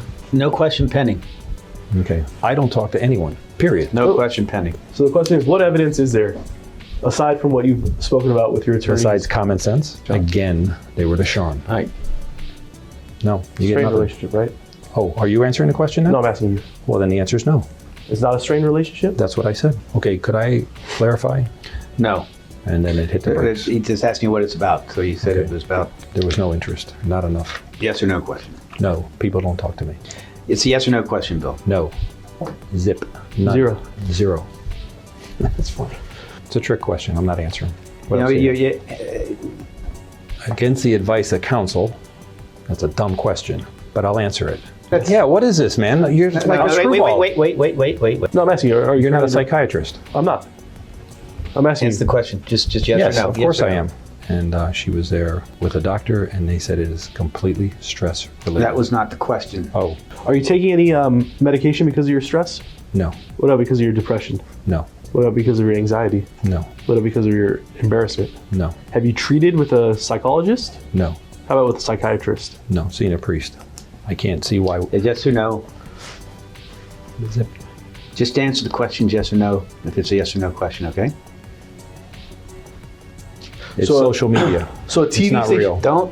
There's no question pending, okay? Listen to the question. Okay. Answer the question. When you're filming for The entertainment. question is, Oh, are there any live performances where you inaccurately described a perfect game? Never. Except for this one. I told him the score would not be right. Would not Wait be for the right. question to pend and then answer just the question, okay? Or it's going to take longer than you need Sorry. to take. Nope. I wrote a check. No is the Oh. answer. No. So what a question. I didn't have a reason to trust or not trust him. The answer is yes or no. Oh. Do you really? I spoke of the witnesses. He wouldn't hear of it. The question is on which occasion? Oh. Repeat the question, please. I'm sorry. Madam Reporter, would you please? It didn't matter what name I gave him. He was. That's not the question. Oh. Zip. How many times did you say that? It doesn't matter. It's the question is how many times Right. if you know. I know more about this than anyone. Okay. The question is He how many said one of times did you those. say He that said if one you- of those statements. I felt much more comfortably. There's verbally. no question pending. Okay. I'm more of a talker than I am a texter. Yes. No, I didn't. I don't check in with anyone. Sorry. At their office? No, I didn't meet with Rick. I said hello. Let them finish this question and then answer it specifically in case I need to object. Okay. I need to have a moment to Question again, please. You didn't know that? No, I heard about it when it happened. The answer is no. No. He calls. Sorry. It's gonna be A. I don't think Exhibit A was marked as confidential, Christina.